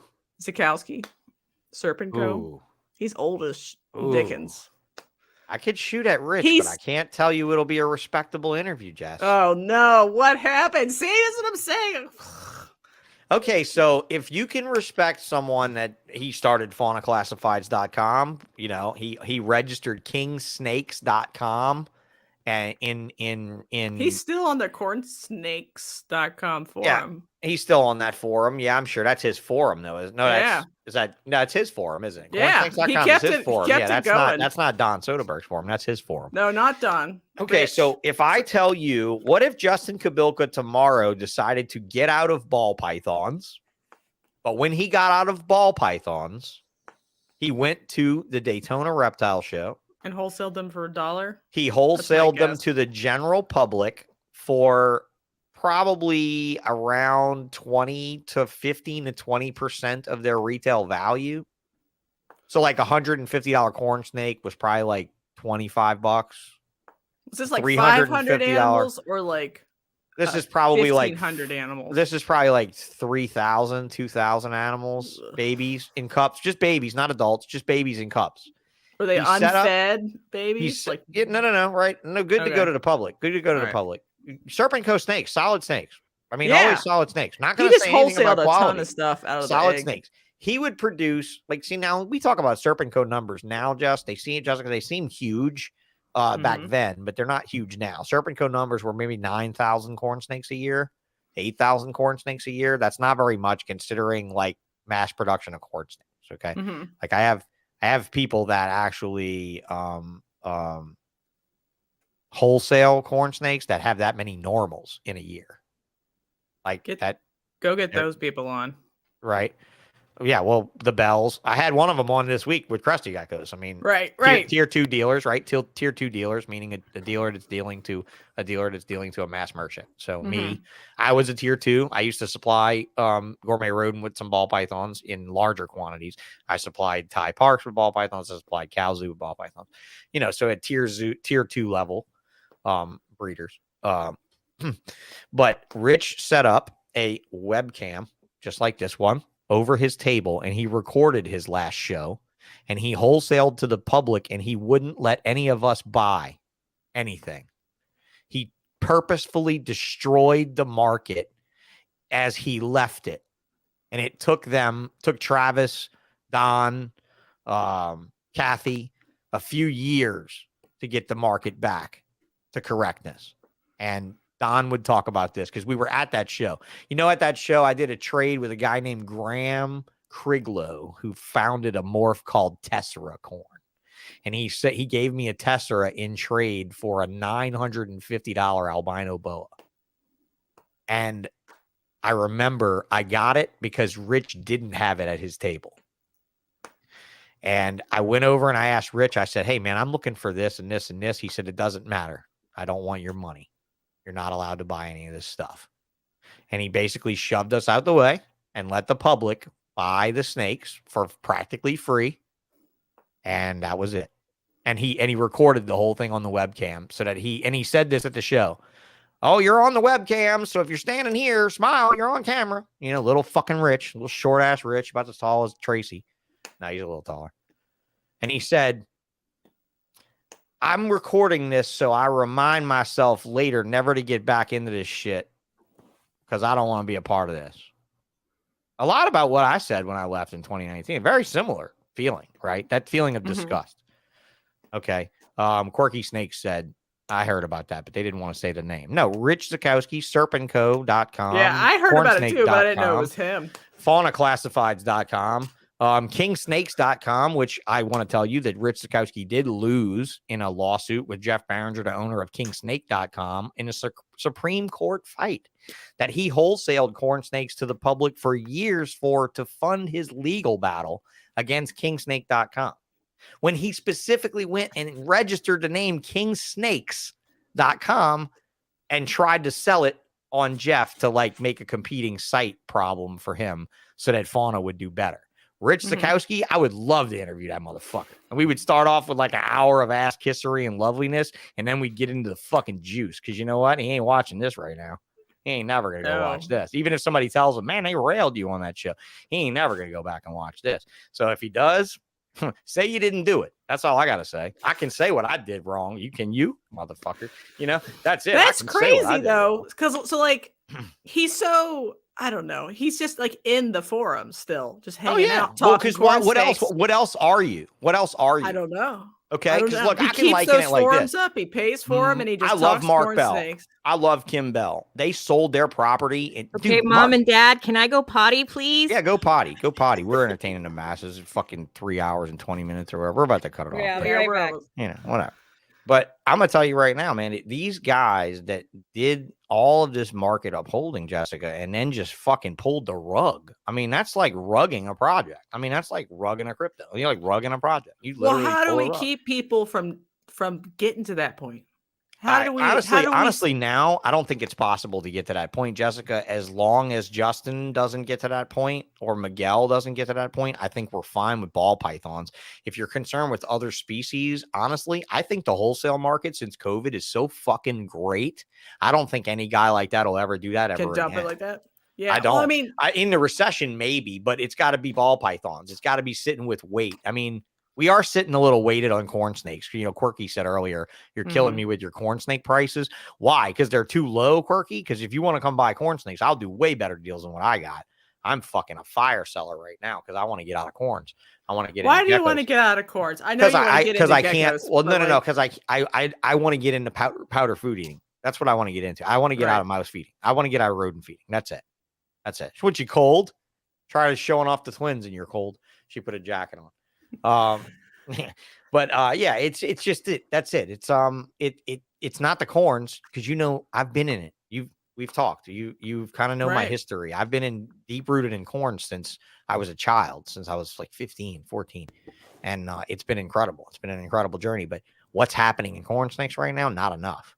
Right. Corn snakes need a patron saint. They do. Or whatever to come out and evangelize for them. Is it Hair Hollow Farms? Is it hair? I fucking hope it is. Is it hair? Is it hair with this fucking insane looking candy cane? I mean, this is a great. Listen, Sean, they're so beautiful. We've been working on them for fucking 50 years. 50 years. Gorgeous. And they come in all the colors and they're easy to take care of. That Why candy can't cane they right be there just makes me as wanna get into cool? corns. Why can't they be just as cool as a ball python? Yeah. I know they're easy to breed. They have large clutch sizes, but they don't have to be $20. They can be cool. They can be $200 to $500 just because somebody worked on it.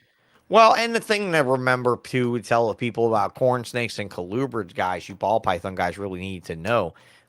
They eat a fraction of the food. They take up a fraction of the space, and you get 2 months off when you hibernate your adults in the winter. And so it's really a lovely. If you're a deer hunter, breed colubrids. That's it. Or you just want to have like a chill Christmas holiday season? Bye. Yeah. You can even put down your young stuff if you want. You don't have to keep growing them. Like it slows you down, but you don't have to. Fuck you, Luke. Let's unify. Let's all three say fuck you to Luke. We don't even have ball pythons and we still have cool shit, says Lizard Morphs in Australia. I don't say fuck you to Luke. Fuck you to Luke. Yeah, fuck you to Luke. Luke, yeah, Jana wants your vote on 15 minutes of lame. Luke, I love you enough to say fuck you because I absolutely love you and what you work with. And we're getting you on soon to give me the nitty gritty on Blue Tongue Skinks. We're diving into Blue Tongue's hard production because I need your advice.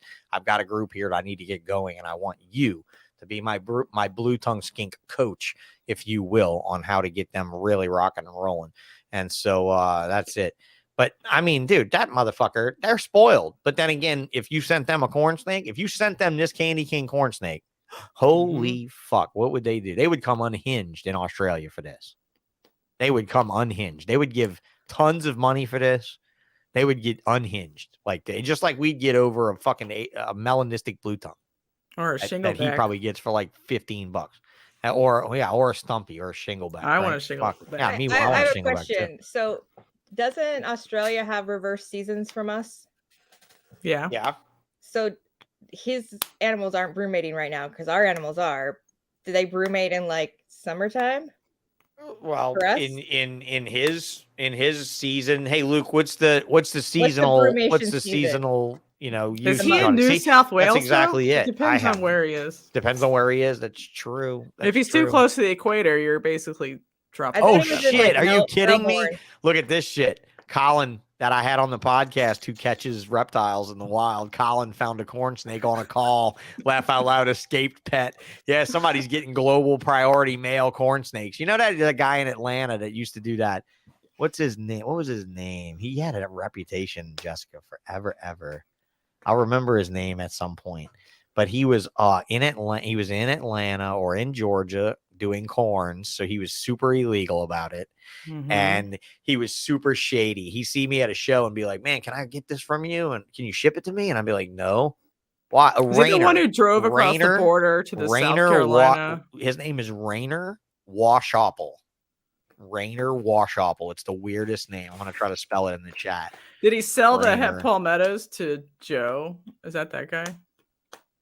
I do not know. Something like this, rain or wash apple. And he Yeah. was in the Georgia area. And you know what he fucking told me? All you got to do is bring the deli cups to the post office and put them in an express mail envelope. If you put them in a box, they'll inspect it. But if they don't inspect the envelopes that I get, I'm like, are you kidding me, bro? All of your shipping is done through envelopes because everyone has caught you doing all this illegal shit, you know? But dude, he was a fucking mess with it. But man, fuck. The disaster, you know. But yeah, the illegal corn snake in South Africa, in Australia. I mean, yeah, that'd be great. I do have a Jana. I do have the Justin Kabilka of South Africa coming up here pretty soon too. I have a kid named DJ who apparently has spent more money than anybody down in South Africa on ball pythons. So we're gonna have him on to talk about how much fucking rand he blew down there, because he had to have blown some fucking cash. And I want to talk about that, right? Because, like, have you ever talked to anybody in South Africa? Like, I think they have to get their animals shipped through fucking Europe. Like, you have to ship legally. You have to ship to the UK, and then they quarantine them in the UK and ship them to South Africa. It's fucking weird. So get to the bottom of that kind of stuff. But yeah, I hope I'm entertaining you guys with some new shows. I'm going to round this out with these ladies now. Way too fucking long. But thank you, Jessica, for coming in for a sidebar. Love having you both on. Let's both do, let's all three do this trifecta again. I'm not going to call it a threesome and just count it. I'll call it a threesome. I'll call it a threesome because then everybody will ask how it was. And then they'll like, I'll call it a trifecta because one of us was a winner.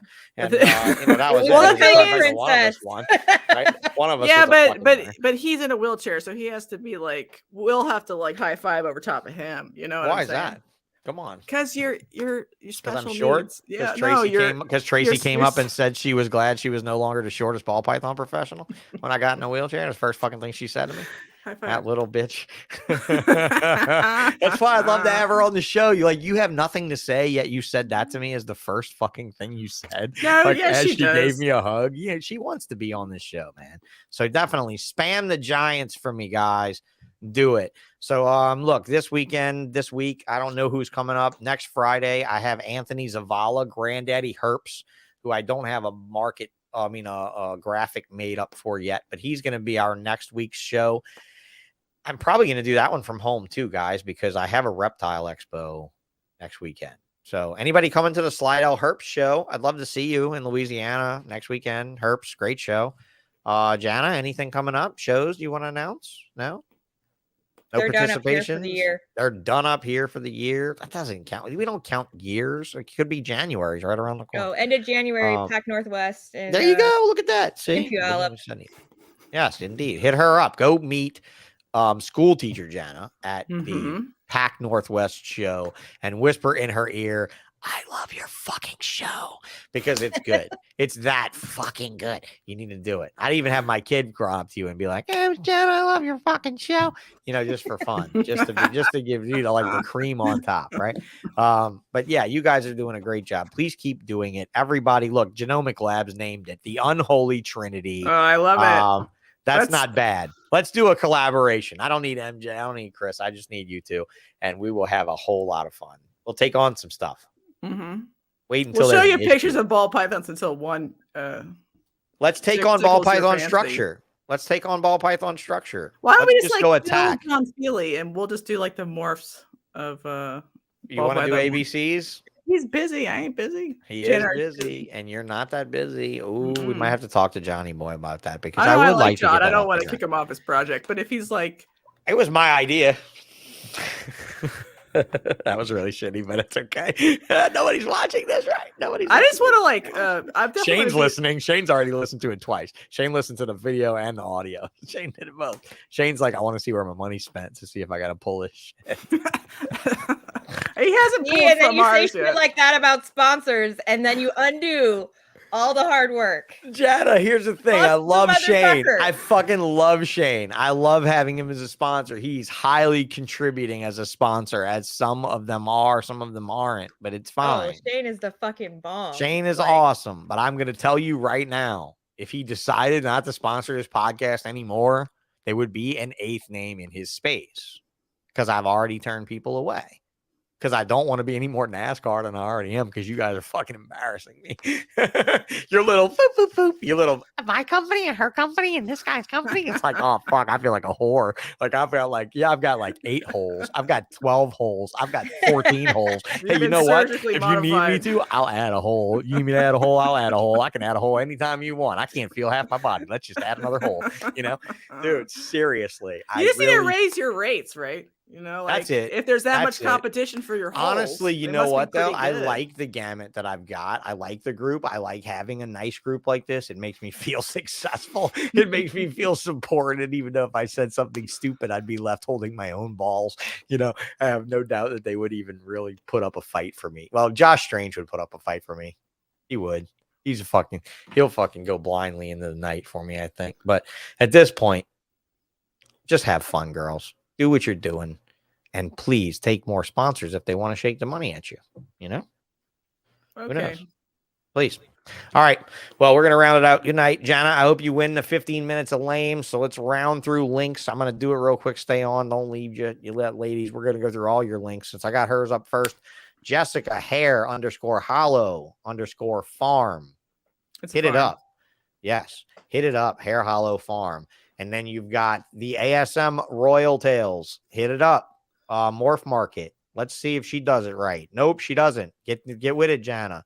You want to be a good dealer? Start right here. I heard on your Bob Boo. Yes, I indeed. heard. I hated throwing him under the bus like that, but you know what's really funny is I think I went back. It wasn't Bob. Somebody that I threw under the bus, like Ozzy, maybe. Somebody went back and started to do it. That made me feel better. It made me feel better when I went back and revisited and saw the number increasing. But really, get to that because your customers are really going to love you for it. And that's you guys, right? Jana on Instagram.com/ASM Royal Tales, no underscores. And then the YouTube channel for the Holdback Rack Podcast. You guys have so much to offer. You have a lot to offer. So go listen to Jana too on all of this other shit she's done. And I hope that maybe did we talk about different things, Jana? Was this a different show than you've done with everyone else? Or is this the same fucking rigmarole you've done? It was different. She's just saying that. No, it was. I've watched them It all. was. She's watched them all. All right. As long as it was a little different. Doesn't have to be that. It was very different. I think because Good deal.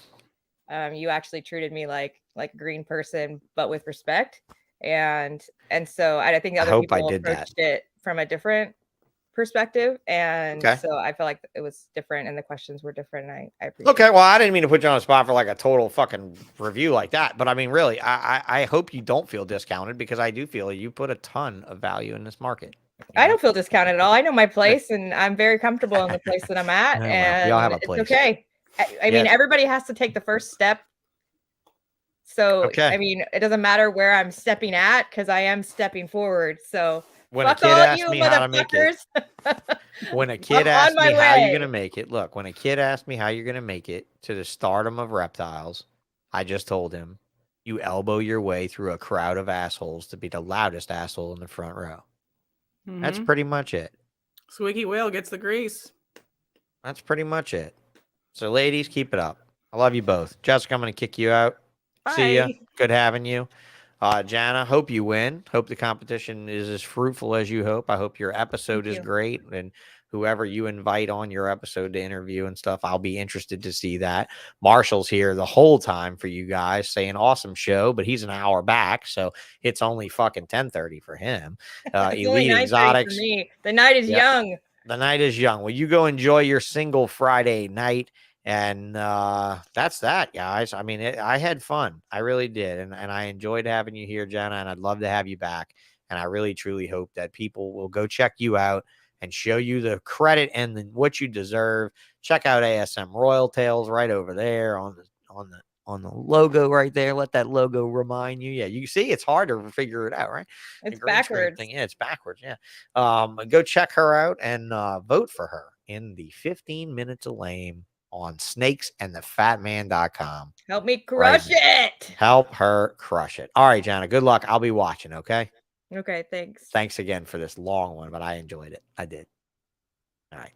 I'm going to just dial you out since I don't have any post recordings. All you guys get is what we recorded on YouTube today. I'm totally fucked here at home. Next week will be a different story. All right. Thanks again for all that patience, Jana. Thank you. All right.